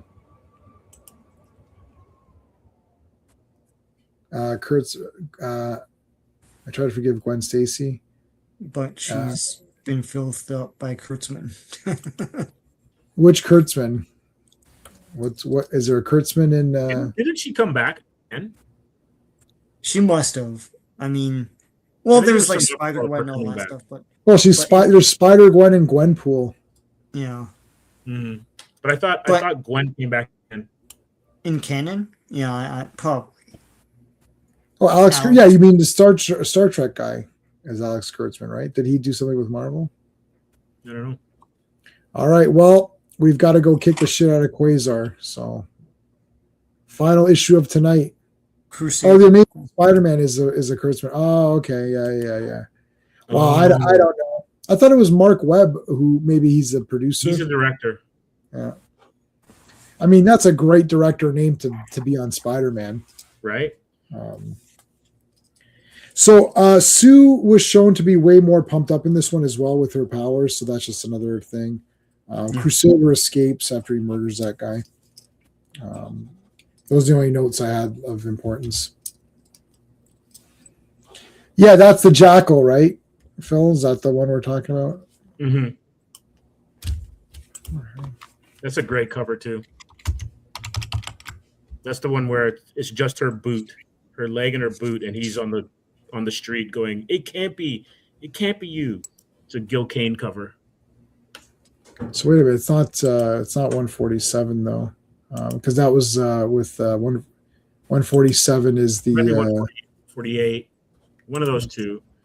Yeah, 140. Yeah. Oh man, Amazing Spider-Man 140. That's where he's being thrown by Tarantula and Jackal. Yeah. He's being thrown off in the chains. Yeah, I think that's 148 or 149 or something like that. Yeah, so that's 148. Let's go to 149. 149 is the two clones fighting each other. Yep, and then 150's he's got his hands like this. Yep, that's the 150. Yeah. Yeah. I think she comes back later. Phil, I think she comes back after 150. 146 maybe?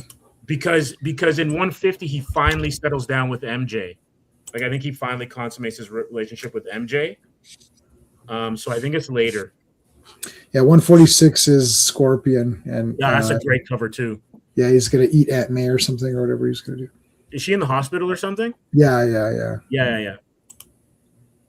You can tell it's Christmas because they try to create Spider-Man way too fast. Oh yeah. Rather not do a male hero. Yeah, I guess so. That new Star Trek thing looks abysmal, by the way. Okay. Final issue for tonight, 165. All right. The cover art is Ron Wilson and Joe Sinott. Release date is September 23rd, 1975, but the cover date is December 1975. The Light of Other Worlds, written by Roy Thomas, penciled by George Perez, inked by Joe Sinott, colored by Petra Goldberg, lettered by John Costanza, and edited by Roy Thomas. I thought the cover art was by Stephen Platt. It says Splat right there. Wait a minute. Okay, it's 144. All right. Remind us, Phil, and we'll look at it when we're done. We can look at some Spider-Man stuff when we're done. Do I have Spider-Man on this computer? Hold on. No, I don't have Spider-Man on this computer. All right, Stiltman. I mean, fantastic. I mean, Reed Richards. Sorry. Can you stretch and retain like solidity or something or whatever, or whatever, for lack of a better word, to be able to like stretch and stand at the same time? They've never explained them. I mean, how, like you can make bridges that people walk on. It's like Doesn't make any sense, right? So Yeah, I guess so. I guess so. Yeah, that's weird. He murdered my husband. It's like, all right. Well, your husband did have a terrible fashion sense, so there's that. No. So here's this bank. Everyone's having fun taking out their money and depositing cash and shit. And then all of a sudden, so now this guy wants to destroy everything McClary like had involvement with. So it's like he was involved with certain banks and other buildings. So he's just going to destroy it all. He's pissed right off. Melts the gun here. Oh, you know who he looks like? The way that Perez just drew him there? The kid from Karate Kid. yeah, Johnny? Yeah. Johnny Like a Lawrence. older version. Yeah, Zabka. But yeah, like it's William, right? William Zabka. Yeah, William Zabka. Zabka, yeah. Looks like how he looks now. And And there's that's Mary Jane. who? Oh, Mary Jane. It's Yeah. Frankie, but it's Mary Jane. Oh, okay, yeah, that's right. Yeah, he decapitates the Fantastic Four. I thought that was crazy. Mm-hmm. No. Where's our bodies? Our bodies are not here. He has to sit down for 10 minutes. I stretch and I have to sit down. I am going to make Kirby crackle. It's like, shit.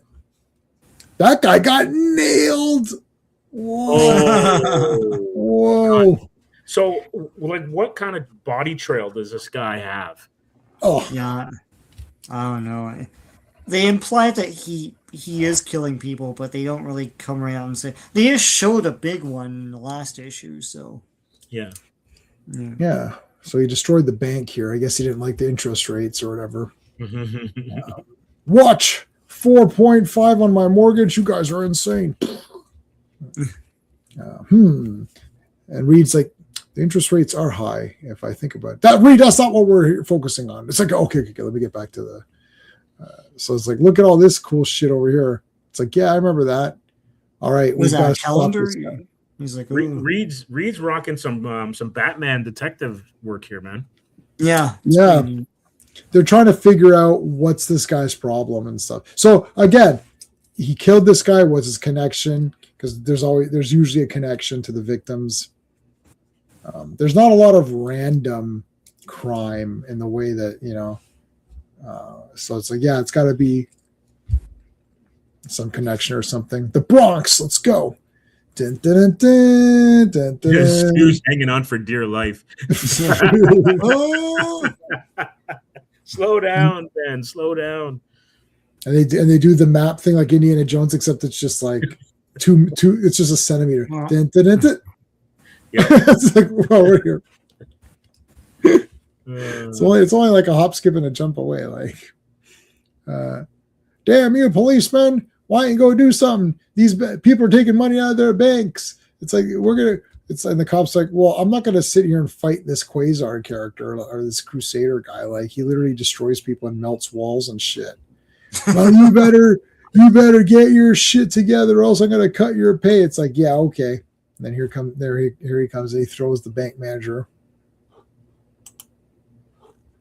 Yeah, that was in. I'm looking at it at Phil's next comment. That was in Avengers Forever. Oh yeah, wow.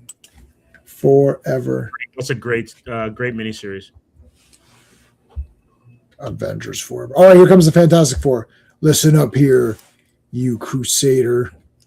I'm gonna kick the crap out of you now. I'm gonna clobber you. It's like, oh yeah, light powers activate.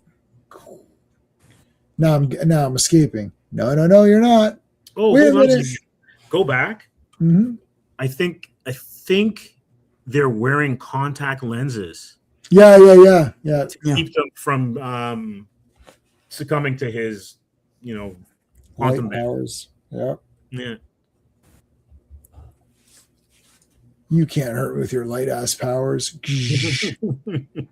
How do you apply them to the thing? I guess someone else has to do it for him with this big chunky rock.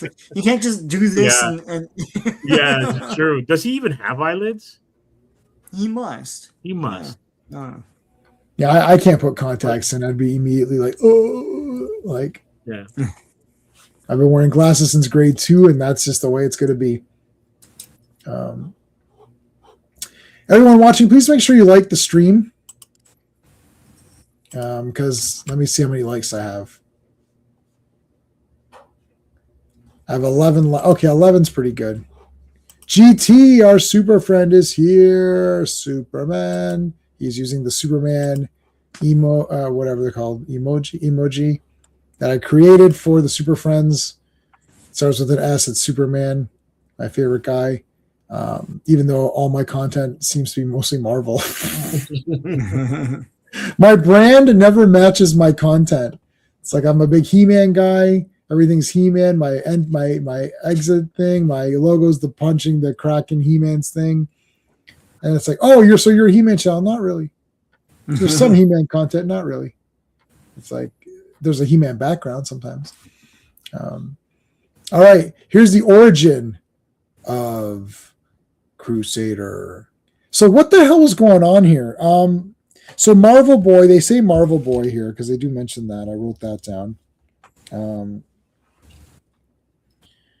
He needs the sun or something for his power, and he needed some loan or something. Like this was all very like, and they're living on Uranus. So they're not Martians, they're Uranians or whatever. Sean, I'm like a 12-year-old kid. You're Uranus. Yeah, I know. I know. Like I always just think of that. I think it's probably Uranus or something, but even then, it's like it's the same. It doesn't matter. It doesn't Uranus. Matter. Yeah. And it's Pluto. Pluto's the one that they took this planet status away from. You know what? Pluto should come back as like a rogue planet trying to destroy the solar system because he got kicked out of the group. That's planet. He should come back with Planet X and wreak havoc. Oh yeah, man. Yeah, that'd be awesome. I'm from in Box Wars. I'm from Planet X. I'm the leader of Planet X in Box Wars. There you go. All right, so the origin is that this guy wanted money just like everything else. So they said, do you have any assets or anything? Do you have like a car? Do you have a job? He's like, no, I don't have anything. And the guy's like, okay, so you're not getting a loan. I don't know what to tell you. Oh, what the heck? I need a loan. Oh, and then he came back to Uranus. Uranus. It's either your anus or piss. He came back and everything was destroyed. He's like, no, if only I got that loan. Like, what are you talking about, man? Yeah, like, they needed a loan for medical supplies that they needed or something, right? I read this a while ago. And I was like, who are you buying it from? You're on another planet. Like, what's happening? Like how you have how banks? is like how is some Earth bank gonna give this guy money for Uranus? Roy is awkwardly trying to comment on big banks, but he's failing. Agree. Okay, there, Roy. How's Roy? It's fine. Oh, not the house Roy. Not the house Roy. I only live in my boyfriend's anus. Oh, that's great, Skeptic. Thanks. We appreciate that. Where's my only the classiest Yeah, this is Skeptic, by the way, people. Ladies and gentlemen. Skeptic.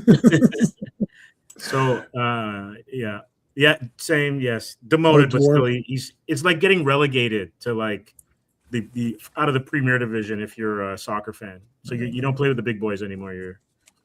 So this is the Pluto is now the Tyrion of the Tyrion of pretty much. You know what, Phil? It's little planet, please. What do you get? Like it's little planet. It's the little prince's planet that you can walk the around. Little Prince from outer space. You can catch a shooting star and sail away. Perhaps one day you'll come here. And Henry is correct, though. Project Pegasus is amazing. It basically ties in a lot of the stuff that we've been reading with FF, with characters. Quasar shows up. It's Thing at his best. Project Pegasus. They used to do some really cool things with Thing because it was Project Pegasus at one point, and then there was the Serpent Crown affair as well, too. Marvel 2-in-1. Yes. Let me see if I have those. Some good stuff, man. Perez drew a lot of it as well too. I might have some of those. So 2-in-1 was one of the things I was trying to collect. And Project Pegasus, I covered some of it in Dazzler of all things because Quasar was in Dazzler. And I covered the entire run of Dazzler on this channel. Right now, Henry, we're doing Earth's Mightiest Monday. So it's Avengers every Monday. Every Friday is Fantastic Four. So that's what we're doing for the time being. For the other streams, we're doing random stuff like Amazing Adventures. We're still doing Transformers comics. We've got to do Inhumanoids. We have to finish Brave Star. And so one more stream for Brave Star, one Inhumanoids stream, which is in 2 weeks from now, not this Saturday, but next. Yeah, R is pumped up for that. He's been messaging me. And he's been messaging me, so that's okay. He's like the super chat champion. Like, yes, yeah. It's like he super chats all the time, so it's like R is great, man. Yeah, I'm pretty sure we could. It's like, can you guys do Inhumanoids? Well, considering that like you're like super chatting all the time, I think we can do Inhumanoids. Just squeeze it in, yeah. 2-in-1. What issues did he say? Sorry. I think it's 53 to 58. I don't have those. I don't have, you know what? I don't have many 2-in-1s. I thought I had more than this. There was only 100 issues, I think. I thought I had more than I had. My phone has all my and FK, I saw you message me something, but I'm ignoring you. What is this? Boston Bruins. Oh, Boston Bruins. I'll watch that later. Yeah, that's thanks. So FK sent me some stuff about hockey. Probably sent you the shoe beating one. Yeah. Competing using me. No, that's not what Box Wars was, Skeptic. Go away. But like the stream before you go. No, you know what Box Wars is. That was our thing. Neil is in the DC universe, so he has to fight Batman. Box Wars. I just showed that to Steve backstage before we started. Oh yeah. Very cool. Sen, what are you saying to? No, 2-in-1. Way ahead of you, buddy. I got all of it. Yeah, I got Jim all has 2-in-1. them all, Yeah. There's very few things I don't have. It's probably things that I either forgot about or didn't know about. Like I didn't know that the Beast was in Amazing Adventures. So that's why I didn't have it. Otherwise, had I known, I'd already have it. I have Marvel Team Up, all those team up ones. So Phil, did you know Clobby? I can't remember if you knew Clobby or not, but all those team up books, that's like I love those. Like DC Presents, I have almost all of it. I'm only missing like maybe 10, but I have the Mongol one, I have the He-Man one, and I have the New Teen Titans first appearance from DC Present. I have all the big DC Presents. The ones I'm missing are just like the piddly ones. 2-in-1. What's the other team up books? All those ones like Brave and the Bold. That's what I'm collecting currently. What other ones? There's a few other ones. Anyways, Marvel Team Up is awesome. I've got those. I gave those to Steve. Yeah. Okay, here comes the fight and the Fazap. He Fazapped him. I like that shit. Oh, you never met Clobby? Okay, but you knew Clobby. You knew him, right? I can't remember. I don't know. It's now everyone's been meshed up and merged up, so it's like it's hard to tell. It's hard to tell who is who is there from the beginning or who came on after Clobby's time. All right, so big huge punch, thing running forward. Like I mean, this kind of classic look of like guys going into action. Mm-hmm. Why did you want to read up? Oh, that was at what was it, Steve? The Mississauga Library. So our local library has comic creators, and they had a guy who wrote and drew that comic, so that's why I reviewed it. I usually go and I try to buy just from 2 or 3 people just to support it in some way. So, that's why. All right, so he wants to destroy this guy's legacy and everything, and he's beating the crap out of the thing, and they fall through here. He rips off the door of the vault or whatever and smashes it over the thing.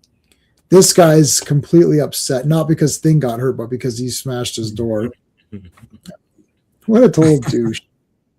Drinking from the Polar Boy today from Legion of Substitute Heroes. Cheers to Polar Boy.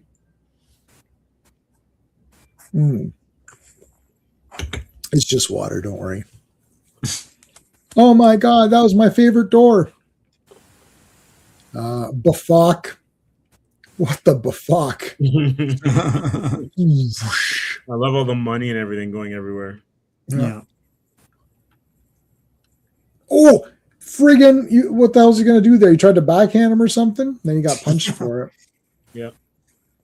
You know what? I got to agree with Crusader.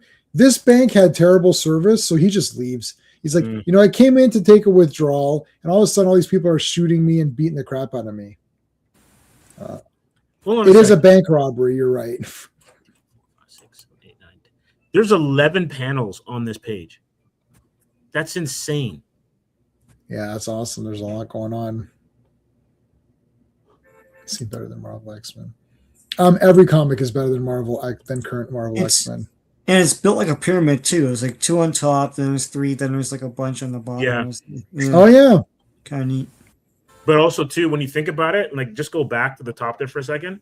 It's pretty cool storytelling wise because it starts with the 2 big ones. Yeah. And then it slows down because you gotta read everything. And then it goes to the different parts of him powering up and everything. And then, because you go, what, that's 6 panels there or 5? So I think it's 6. And then it explodes with that next page where everything erupts. And that's like Kirby-esque right there. So it's really interesting way of pacing the beats between pages and panels. Right. So Crusader needs the sun. He's a solar powered guy. So that's Superman. Superman Earlier. Yeah. Crusader explodes. So there's that. Honk honk. No, so he didn't come from a Uranus to he came from a Uranus to kill this guy who wouldn't give him a loan. Yeah. I mean, you know, try a different bank. Yeah. Well, he's on another planet. Like, yeah, his credit rating means nothing here. No. I have a credit rating of XZP. Like, what are you talking about? It's like that doesn't mean anything here. Damn it. So they don't make them like this anymore. That's what's left after this Kirby flame out. Yep. There's that guy. Let me drag him out here. And they're like, "Oh, do you think he's gonna? I don't know." And then he bears him in money. He's like, "You want money?" he puts him in not enough money. Yeah. And he tells him like, "Don't take him out there until closing hours." And that's it. Yeah, he threw him in money. Money. Some people got to have it. All right. Oh my God, Hulk versus Thing. That's next Friday, guys. Yeah, that's a great cover too. You better be here next Friday. Don't F around next Friday. It's friggin' Hulk and Thing. And Sue with her new bouncy castle powers. Oh yeah. The honking. I live in a classy neighborhood, Skeptic. Everyone's screaming or honking their cars. It was from me. So. And I'm on the 22nd floor, so yeah. I don't hear anything. I just see birds fly into windows and die. I've come from Uranus to discuss my date degree. No, what happened is that Crusader. So here's what happened. Crusader was on the internet, and then he got a pop-up saying that your credit score is terrible. Come to Earth to discuss it. It was all a scam. And then he got there, and they said, now that you're here, Crusader, you have to pay us money to get rid of to fix your credit score because there was an error. So it's like, and then it was all a scam. Yeah, someone charged an error book to your account on Amazon, right? And it's like, And he didn't even have an Amazon account, but he still clicked on the link. Yeah, Vince Coletta inks. Wah, wah, wah. We're not doing that one today, anyways. But still, it's still the two of them fighting. Hottest from the ambient heat.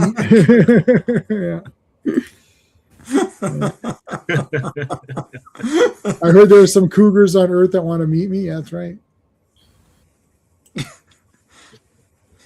Yeah, it's my money. I want it now. Yeah. Nigerian prince. I was gonna do a Nigerian prince joke, but I was like, I went with the air book thing. What was the we wanted to look at something oh yeah, issue 144 of 144. Spider-Man. Yeah, Gil Kane and John Romita, drawn by Ross Andrew. I'll find it 1 second. But I don't remember who the anchor was. Just one last thing before we start talking about other stuff is make sure you're subscribed to everybody. And not just subscribe, but like all their videos and watch their shit and do stuff like that. That's always good. Help them out, man. All right, let's take a look at 144. Hold on. Or what? Yeah, it was 144. I don't have the Spider-Man comics on this. I have all the Spider-Man comics, just not on this computer. They're on the other one. I'm sighing because I was not a big fan of Mike Esposito's inks. Oh yeah. Yeah. All right. Was it 144? Is that what it was? Yeah, there it is. Top there. Yeah, right there. Oh, that looks cool. Great covers. They were killing those covers, man. I can find. Hold on. Let's go to large and see if we can find the Marvel version. Yeah, here we go. I'll put it on the other screen 1 sec. Actually, I may as well just. Oh, that's Spectacular Spider-Man. I didn't want that. Yeah. Oof.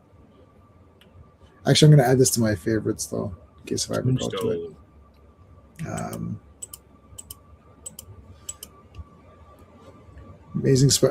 Let's say Amazing Spider-Man, right? Yeah. Yeah, there you go. Is that going to do it? Nope. Oh, I want the one where it goes to the Marvel screen so I can... Yeah, so you get all the metadata and stuff. Yeah, here we go. Okay, I got it. Spider-Man does whatever the fuck he can. All right. There you go. Spider-Man 144. Boom. Your partner wants a word with you about the 15th Doctor. Far from us here, but he likes him. He thinks reviews are nuts. Oh, the 15th Doctor is absolute trash. No one likes him.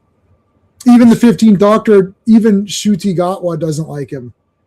He's like, man, I hate that 15th Doctor. It's like, but that's you. It's like, I know, but it's just terrible. Mike Esposito, yeah. 15th Doctor, yeah. The 15th Doctor sucks. There have been 5 more. Don't click with me. There have been 5 more already. Didn't click with me. There have been 5 more already. Oh, yeah. Doctor Who, yeah, there's been many. Well, the 14th Doctor was David Tennant. All right, so yeah, this is pretty good. Yeah, this is Gwen Stacy coming back. Yeah, you could see the dress. I think I read there's so many fake outs in this issue. Because then the clone thing pays off when Jackal returns. I have this. I believe I have this issue. Yeah, because if I remember correctly, she was supposed to be a clone, but then I don't know if it was resolved in Spectacular Spider-Man years later, but she was someone who was basically kind of close to Gwen in physicality and whatnot, and she reverted to her form later, to her true form later, in classic comic book style. Yeah, like I think I have some of these. I haven't been keeping track of the Spider. Let me see if I keep track. I was collecting Spectacular Spider-Man for a while. Where is my? That must be under here. Spectacular Spider-Man. I don't have anything written down for me because I figured I'll never be able to collect all of Amazing Spider-Man. You know what you can do though? You can pick. You could probably go from 150 to about 300, and it won't break your bank. Yeah. Even the high 120s. Yeah, because I've got a few of these. I think you don't have to get like 9.8. Just get them. Get them as like. Oh, I don't even care. I don't even do that. I just get whatever. It's not even I don't think they're down here though. I think they're in the other room. Down here is my Action Comics, Supergirl, Legion, Superboy, and then Adventure Comics, my Image Comics, my Rob Liefeld comics, Superman, Batman, and then there's another Batman box in the other room. Nice. And then that's Frank Miller. Those are some graded things. And then I've got 44 short boxes that are filled. How much is a short box? How much is it comics in a short box? Like 250 or something? So 250 times 44. I could be, don't quote me on that. Oh, let's Google it. How many comics in a short box? I think you can put like close to 4 in a long. It usually says, well, if they're bagged and board, they're 150, 175. What I usually do is I do both. I put 2 in 1, like back to back. Got it. Makes sense. So let's say it's like let's say it's 160 times 44. So I have about 7,000. Nice. That's decent. That's a good Sean, how many boxes do you have? I can't remember. Between 15 and 20, something like that. How can I? What? How can I have more than you? I don't know. I have to look. The thing is, I have a lot of short boxes, so yeah, that's what I'm saying. Short boxes. Oh God, I have to count. Yeah, see, that was a fake number you just gave, because it's like you for sure you have way more than I do. Yeah, they're all stuffed in the basement. Every time we hold on a second, every time we go to the comic thing, I come out with this many, and Sean comes out with this many. Like, just from our relationship, and he's not going to shows that I'm not going with. We're either going together, or sometimes I'll go by myself and he doesn't go. And whenever I go, I get this, and and Sean knows this. I have my backpack, and I created a custom box. Steve knows why. I created a custom box that fits my backpack and can slide the comics in, so they stay safe. And I fill that up, and then I'm done. And Sean has like massive like IKEA bags and stuff, and it's like, okay, I think I'm good. And then it's like, how many boxes do you have? I don't know, 3 or 4. Like, what are you talking about? Like he fills a short box per convention. One time I filled a long box. No, I didn't fill a long box. No, I think I may have, because it was a quarter issue. Wow. It was 25 cents an issue. And I spent like $40 or something. This is like some insane. It's like I bought the entire run of all Jonah Hex comics. I was just like, oh, what did you buy? What did you buy at that convention? Jonah Hex. Oh, which ones? No, like all of it.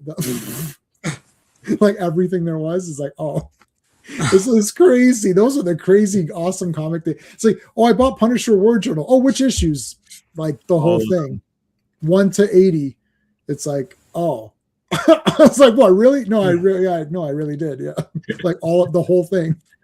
That was crazy, man. I love when they had runs like that. Like I bought almost all of ROM one time, and then I went around getting the rest of it for a few years. ROM was so good. Yeah, it's awesome. I gotta agree with Henry on this one. Oh, Cyclone, I think his name is. Cyclone, yeah. Yeah.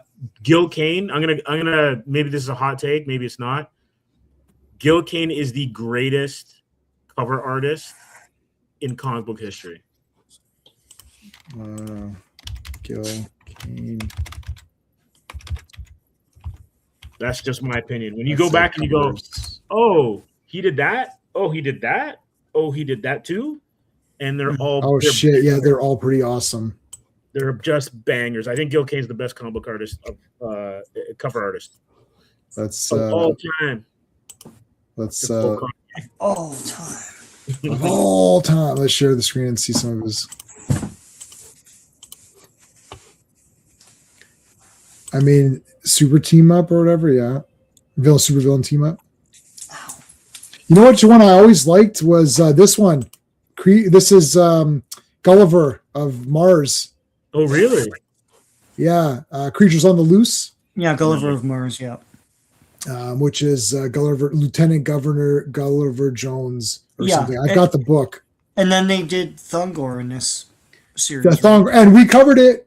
We covered it. Yeah, I love Thongor. I also, if you go to the Thongor Lynn Carter Facebook group, I designed the banner for that one. Their banner was atrocious. I said Lynn Carter is literally upset. He can't rest in peace because of this terrible banner. And you're the only Facebook group for him. I was like, you need to use my banner and use it right now. And then they changed it. I was like, you're welcome. I saw an icon the other day from that group, and it was your banner. And I was like, J-Man did that banner. No, it is mine. It is mine. It's on Facebook, yeah. Yeah, there's a few Facebook groups where I was like, no, you need to use my banner. This is terrible. Supergirl, pre-crisis Supergirl is my banner. Thongor is my banner. Sergeant Rock is my banner. I left the group, but I was like, I'll just keep my banner. Have I gone to a con? No, that doesn't happen, buddy. That's like an under 20 years old thing. Not me. I've got lots of I portion it out, and I know. And like sometimes you'll see me and you're like, holy crap, right? It's like, yeah, but that's because I've been saving for it. You know, I basically take a little bit each month and just put it aside. So I'll go to a con and have like $500 or $600 or something. It's like, oh my God, now I haven't gone to a con in so long. I probably have like 800 or something. So I'm going to go to the Transformers con this year, and I'm going to be the king. I'm going to be like, all right, let's get some good shit this time. And I'm going to buy some really good stuff at Transformers. What's the Defenders cover? Well, Defenders is awesome. So, this is the Epic collection, but that's definitely from, hey, this is the Brotherhood. This is what was his name? Unis, or what was his name? Eunice and Blob. Is that Magneto? Is that Brotherhood? Yeah, it's Magneto, and there's Nighthawk, who's the friggin' man. Oh, Nighthawk, yeah. Yeah, I'm pretty sure I have this one. What happened to him? What happened to that character? He was in Defenders, and then that's about it. But what happened? I love the character. I think he's really cool. We read like him, Valkyrie. That was a great team. Valkyrie is awesome. Yeah. Number 16. How does everybody remember all these? Like, I don't understand how these. Well, they've got Google. No, they don't. These guys are saying the names in 1 second. Oh yeah, okay. Well, it's like from memory, Phil didn't Google this. This is your fan base, man. It's super common. You know what the irony is? Like Sal did covers before and after. That looks awesome. There it is. That's you can tell that head is Gil Kane rendering. But Sal never did a cover for Hulk while he was doing that book. As crazy as it would seem. Yeah, we're gonna do Defenders is great too. That's another one that I wanted to maybe cover on the channel as well. Defenders was this thing. Yeah, I think my chat. You know what the thing was is that when I think with Clobby, he knew more than anyone else. Yeah. But on my channel, it's completely reverse. I don't know anything, and then the chat tells me everything. It's like that. That's why there's more interaction because I don't know anything. Clobby could just do the stream by himself with nobody watching, and it'd be like, "Wow, that was awesome." Yeah. And then if I did it by myself, I'd be like, "I don't know what any of this means." Like half the time I'll post a video, I was like, who's this character? Like, it's this character. I'm like, I don't know. Like Frankie Ray. I was like, oh yeah, Frankie Ray. Who's that again? I remember that name. I was like, oh yeah, that's Nova. Hey, that's why the chat is here. Thanks, Chris. Chris, the comic vet is here. Chris, I saw that you saw. So there's this thing now where you can hype videos. I don't know what it means, but I hyped a couple of Mark's videos. If it helps the channel, then I accidentally hyped Legion of Comics videos, and everyone knows that Legion. No, I'm just joking. Mark's not in the chat. If he was, I'd make fun of him. But I hyped some of his videos, so I guess it means something good. So hopefully that does something. Henry, I like the way you ink as well. I like the way you think as well too, because I didn't like Sal inking his stuff, like his later stuff with Peter Parker's Spectacular Spider-Man is a little bit too angular. But ironically, John, his brother, said that Sal was his favorite inker for his own work. So it's kind of interesting. And then Sal's been inking. Oh my God, I think he still inks now. Hey, coincidentally, Steve. So Chris Comic Vet. I'm not sure if you guys know each other or if you know of him, but he has. Chris, if you're still there, I know sometimes Chris is super busy, so he might just pop in just to support the stream and hit the like. But if you're still there, I think he has Amazing Spider-Man 1 to 700 or whatever it is, the full thing. I think. Impressive. That's crazy. Cool. Something like that. You can correct me. Yeah. Oh yeah. Well, he's still there. So Chris, correct me if I'm wrong on that. And I think he's got a lot of them in less rendered. Who are we talking about now? Sal. He's still talking about. Yeah. And yeah. So a lot of them 1 to 50. Yeah, 1 to 50. I mean, that's crazy. And are those the graded ones or no? So I don't know. Did you know this, Steve? You remember the comic strip of Spider-Man? Yep. I always say this to people. I had the actual license for that comic strip. I don't know how many years I had it. I still have all the. It was possible to do that in the King Features days. So yes. Yeah. And then what happened was when Marvel got bought by Disney, that got totally yanked. Yeah, so I made business cards. I still have them. I had the light, guys. I'm not joking. The problem is everything. It's all defunct. Where I had, so I still have the emails though. I had the licensing rights for Spider-Man the comic strip. Nobody wanted it. I just emailed. It said it was all through the Toronto Star had it. Yes, because that's where I would read them. Yeah, so I messaged them and they gave it to me, and it was they charged me $30 a month. Mm-hmm. I was like, sure, I'll pay. Okay, I don't know how this came about, but we were saying, well, yeah, Toronto Source, like, yeah, they don't really do anything with that, do they? I was like, let me email them. I'm like, I'm wondering if I could just ask them. I was like, what are they going to say? Like, they're going to say, oh, it's $1,000 or it's $100,000. They're going to, and they said $30 a month, and I was like, wait, what? Really? So you see my messages, like, okay, hold on a second. I just want to confirm this. Is this real? Like, what is that? Like, and they said it's $30. I was like, okay, seriously? I was like, okay, so this is crazy. I was like, really? And yeah. So they gave it to me. So they gave me their portal, and they're like, and you could post it, and they gave me like a couple of months behind and then a couple of months ahead or whatever. Mm-hmm. And I had it for probably maybe a year or two. That's pretty good. And then Marvel came in, and it's like, we're sorry to inform you that you can go F yourself. And I said, can I not renew it? I said, can I renew this or whatever? Because I'm getting it monthly. They're like, no, it's gone. So I was like, sorry. Oh, fine. Yeah. But yeah, I did have it. I made business cards. I was giving them to people at Fan Expo saying, hey, if you want to read Spider-Man strips, you can check out because I had the rights for it for my, it was my Google community, and it was like, it was like Facebook and community or something like that. Yeah. So it was awesome. You can post it wherever because it's yours. Yeah, it was mine. I could post it wherever.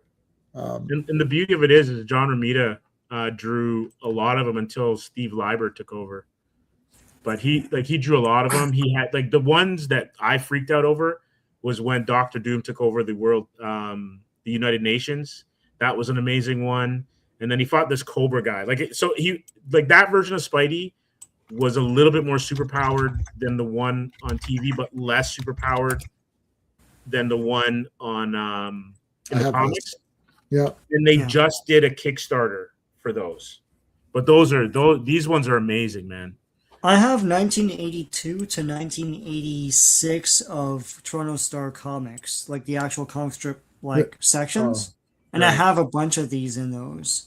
So I'll go through them and see what stories were in those. Yeah, I've got this one. This is black and white. And then it went to color. I don't know what year it went to color. So what they did was they just kept. Saturday was color. Oh, Saturday was color. That one, that first panel. Oh man, that takes me back to being a kid waiting for the Saturday paper to show up. Yeah. Oh yeah. So basically that they would just repeat that. Let me change the background because I've got Crackle. I've got Fantastic Four Crackle. We haven't been talking about Fantastic Four. How about this for Spider-Man? Different Crackle. Yeah, they would just repeat it. So the strip ended, but they would just continuously redo it. And because they didn't put a year on it, they just dated it, but without a year. So basically, whatever the date was, July or whatever, it's like the same strip would be every time. So I never looped it because it was many years. But I think the first one I got the rights to was Iron Fist. So him and Iron Fist had teamed up. So let me see, comic strip, Iron Fist. This is it. This is the one that I had access to. So this is where I started. Bermuda had stopped by that point. It actually almost looks like Alex Saviuk is drawing it. Wow. I'm wondering if I saved all the ones that I had. So I actually saved them. So this is the story that I started with. And the thing is, you could really just skip the dailies and go right to the Saturdays or Sundays or whatever. Yeah, because it's just filler for the week, right? Yeah. But even the filler ones were in color. See, like this was in color, right? Yeah. Oh yeah, and there's what's her name? Oh God, Iron Fist's girl, the girl with them. Oh, she was, I can't remember. Yeah. Say that again. Colleen Wing. Yeah, Colleen Wing. Yeah, Daughters of the Dragon. I was going to say Daughters of Darkness, but Daughters of the Dragon. So there you go. Yeah, it was a good showcase for Marvel characters. And And a good way, too, that if you're not publishing them in a book, you keep the copyright or the trademark alive, right? Because I think it's a certain amount of time, and then you get challenged because they're out of use almost. That's I think. And chat, you can correct me if I'm wrong. I think that's why Marvel Universe was published back in the 80s. It was a way to keep the trademark for a lot of their characters. Marvel Universe, the comic book. Oh yeah. Oh okay, yeah. The official handbook. Yep. And you know what? Jay, because we were talking about the Marvel role-playing game. I love it. It was out when Marvel Universe was coming out. So it was always good to read everyone's powers, and then you could incorporate that when you're making your own characters in the role-playing game as well, too. Did we know each other when we created one? We created one on the channel. And we used AI. No, we didn't use AI. We created it by rolling the dice. And the chat and I, we did it together. Sean was here. Yeah, it was the three of us. No, it was a discussion about why can't they make new characters, and so we just made one in 20 minutes. But we just did it, and it was done, and we used AI for the image of the character. But I think, Steve, you had alluded to people don't make new characters because they don't want to have the company be the author of the character. But the thing is, wouldn't you still get residuals? Or you would now get, I guess it's different now, but for sure in the 90s it wasn't. No. And I know that a lot of creators are like, I'll keep this idea for myself. Yeah. Right. And do it as their own, create your own thing. But to me, if you make something and to make a big movie out of, you still get a lot of money out of it. That was the guy. That was the guy, yeah. What was his name? I can't remember. Yeah, we named him Dark Raider. Yeah, okay. He had his stats. His powers were energy control, which was dark. It was dark force manipulation, dark force generation. He also had body armor. His talents were sharp and thrown weapons and archaeology. So we came up with his origin, which is he was this archaeologist and was on this dig and found this weird energy thing, and it went into him. And he was a part-time marksman as well before he became an archaeologist, and then it gave him this dark force energy. We made it up right there just like this. It's like, okay, guys, we're done Avengers for tonight. Hey, why don't we make a Marvel character? It was just like so random. Yeah. I don't even know what stream it was on. Yeah. No, we're complaining that they don't make new characters anymore. Yeah. And then we just made one. Yeah. You said, let's roll a character now. It's like, okay. Yeah. There he is. Now, obviously that's AI and it looks shitty. There's a lot of dumb shit like wiser stuff, but you could retool that, right? You get a real artist to retool that. Like AI is a tool. You shouldn't be making comics with it because it's not. Yeah. It's to get an idea. It's like, okay, I've got an idea for a character. Let me see. So this one we rolled manually. Like I actually have a dice program we rolled manually, but then I did one where I just let AI do it. I said, Marvel role-playing game, create the character with the stats, and it created the character. I said, give me an image for this character, and it did all of that. It's pretty interesting. You can't really use it. Hey, Mohammed, how's it going? You can't really use it to create. I mean, it's like Photoshop. It's not gonna. You can't really. Like I've seen people make thumbnails with it or something. It's like, okay, so it's a thumbnail for a video. You know what I mean? It's like people who weren't gonna do anything anyway. But like, you can't really use it to do anything awesome. Like you can tell it looks weird. It's still going to look weird. Like, I don't think it's going to get, if you're inheritor or win a character, there's all sorts of weird rules about how often you must use them. Oh yeah. So our thing was, when our show, it was 5 years. It was 5 years. I think it was awesome. Yes. It has become a long time in 3 months. And that's an old AI image. Here says the create X-Men on use on screen. So who is in charge? Oh, it was Jim Shooter, right? For Rob Liefeld for New Mutants and all that. Was that Jim Shooter? I think Jim Shooter. Bob Harris. Bob Harris. Maybe it was Bob Harris then. That day we Bob Harris. Bob Harris. Okay, so was it? So who introduced this? Because Rob Liefeld gets super money every time they use Deadpool or Cable or Domino or any of those guys. So whatever, like he's getting it, but they're not getting it anymore. So I think what you're saying is true. It's like, why should I create an awesome character? I'll just do my own character, right? Like Mark Miller. Does his own guys, and now he did that Psychic Sam or whatever. For characters, I thought it was different than stories, right? Like I know Ed Brubaker went on this big crusade after after I think it was Endgame or something like that, and he was like, "Oh, they based like everything they did with Captain America on my stuff, and that Falcon and Winter Soldier and all that stuff." And he's like, "Why am I not getting some of that billions of dollars and everything?" But that's a storyline and it's authored by the company, even though you wrote it. But who gets? Okay, so hold on a second. Rob Liefeld just did a podcast on this. He's like, let's say there's Miles Morales Spider-Man, but he's Spider-Man. So who, like, to me, that's just Ditko or whatever, right? Like, no, but it's not. But it's Miles Morales. Like, it's still a character created by somebody else. Which was Millar, right? Mark Millar? Yeah. It is. It was Bendis. Yeah. Bendis? It is Miles. Just to let you know, it is Miller, not. It's Miller, I know, but we say Millar because the A is there, but it's not. I heard him confirm that in an interview. Just randomly, just because I just saw this interview when I got so I just because I said Millar, so now I'm going to pretend like I always knew it was Miller. Even though it was like 2 weeks ago or whatever, I found out. But so now I'm going to pretend and correct people and be like, well, it's Miller, right? Even though I didn't know. Was that Grey Poupon kind of? Yeah. Do you have any Grey Poupon? Yeah. So anyway, because it's like, hey, I'm artists and writers and creators.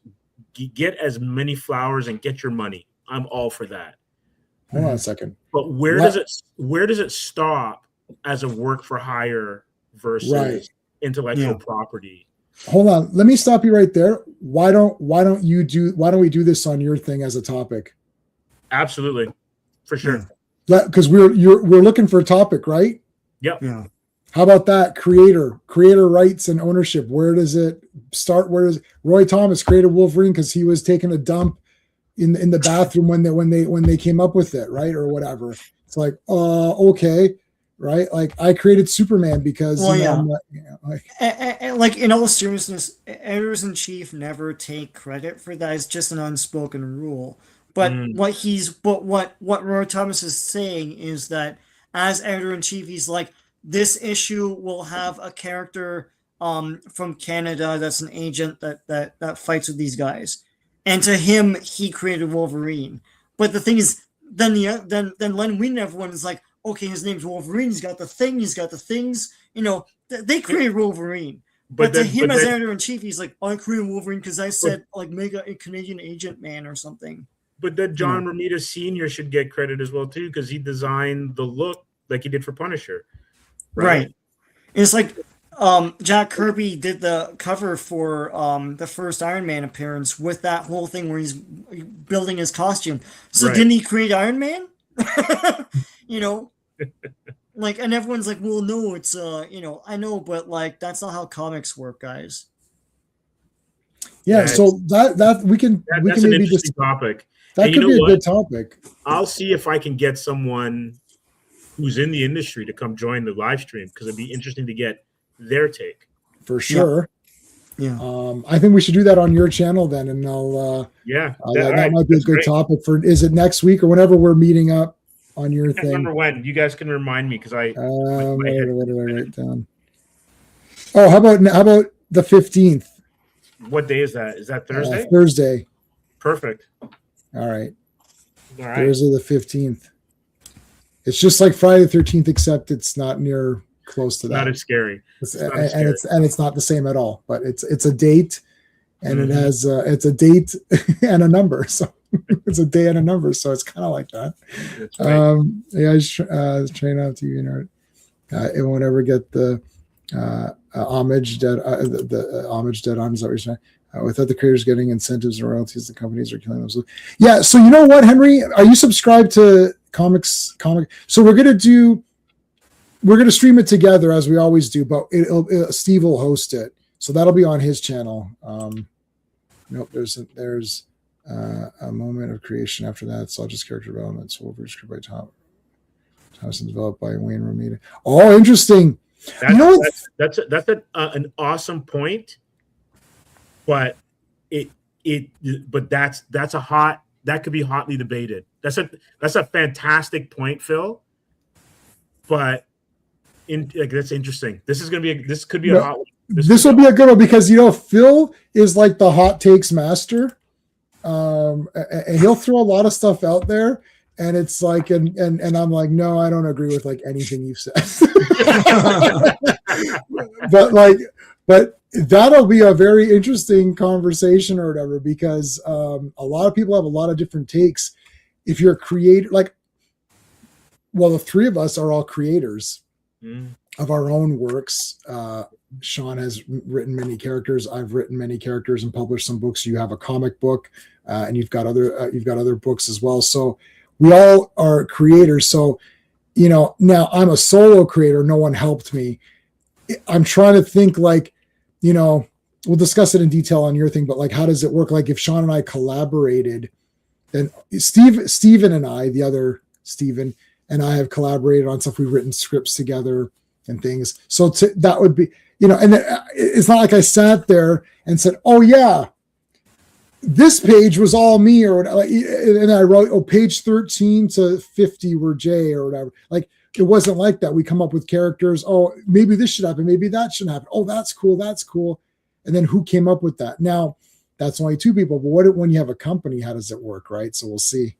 I just subscribed to all three. Okay, all three Stooges. Thank you. Thank you. Appreciate that.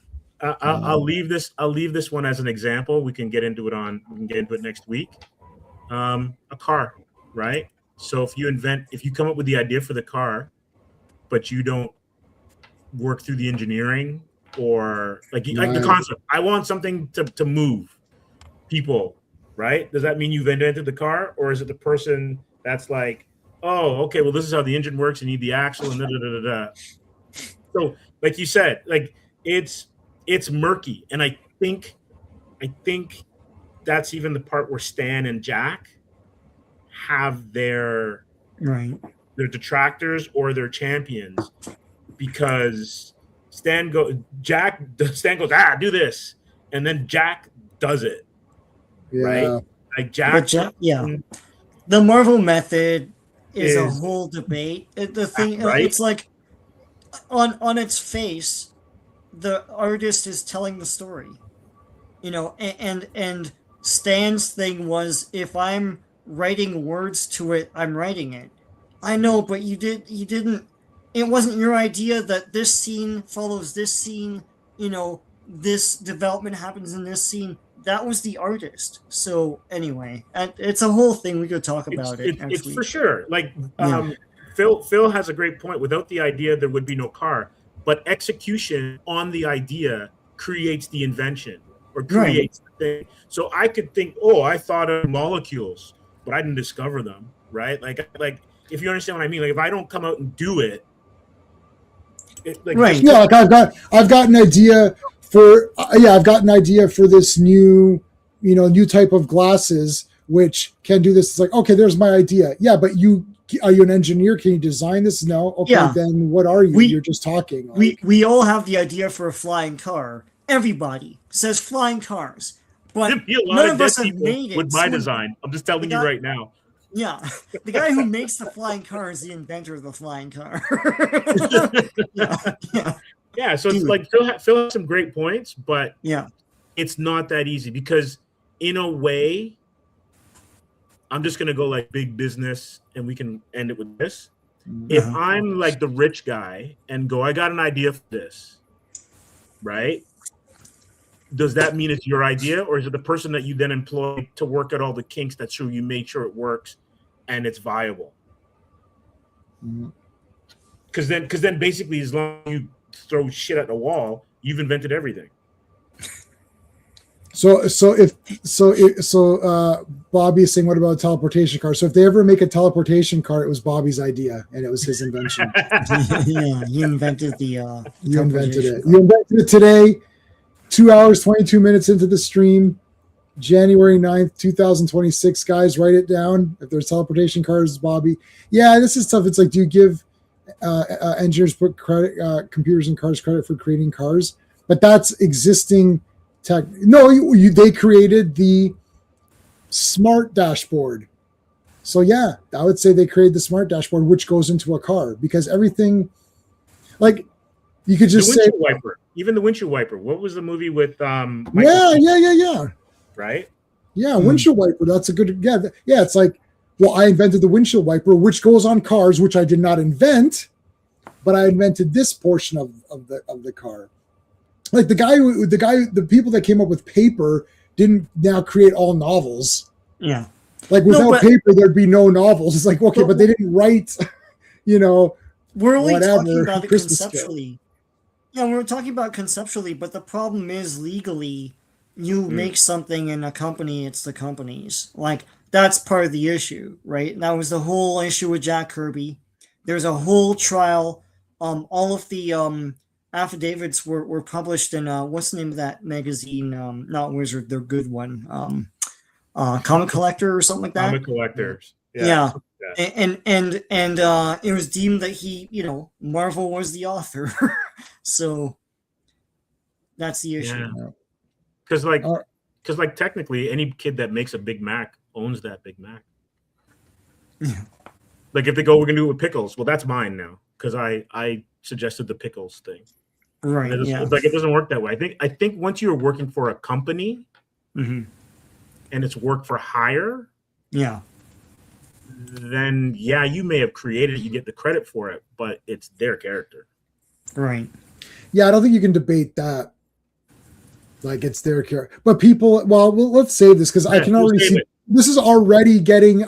We've only been talking about it for like 5 or 6 minutes, and it's already and the chat's already, guys, save it for Thursday. We need a stream for Thursday. That's going to be it. But don't say your points now.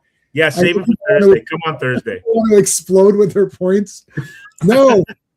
See, I'm good at organically figuring out. See, I came up with the idea for the stream.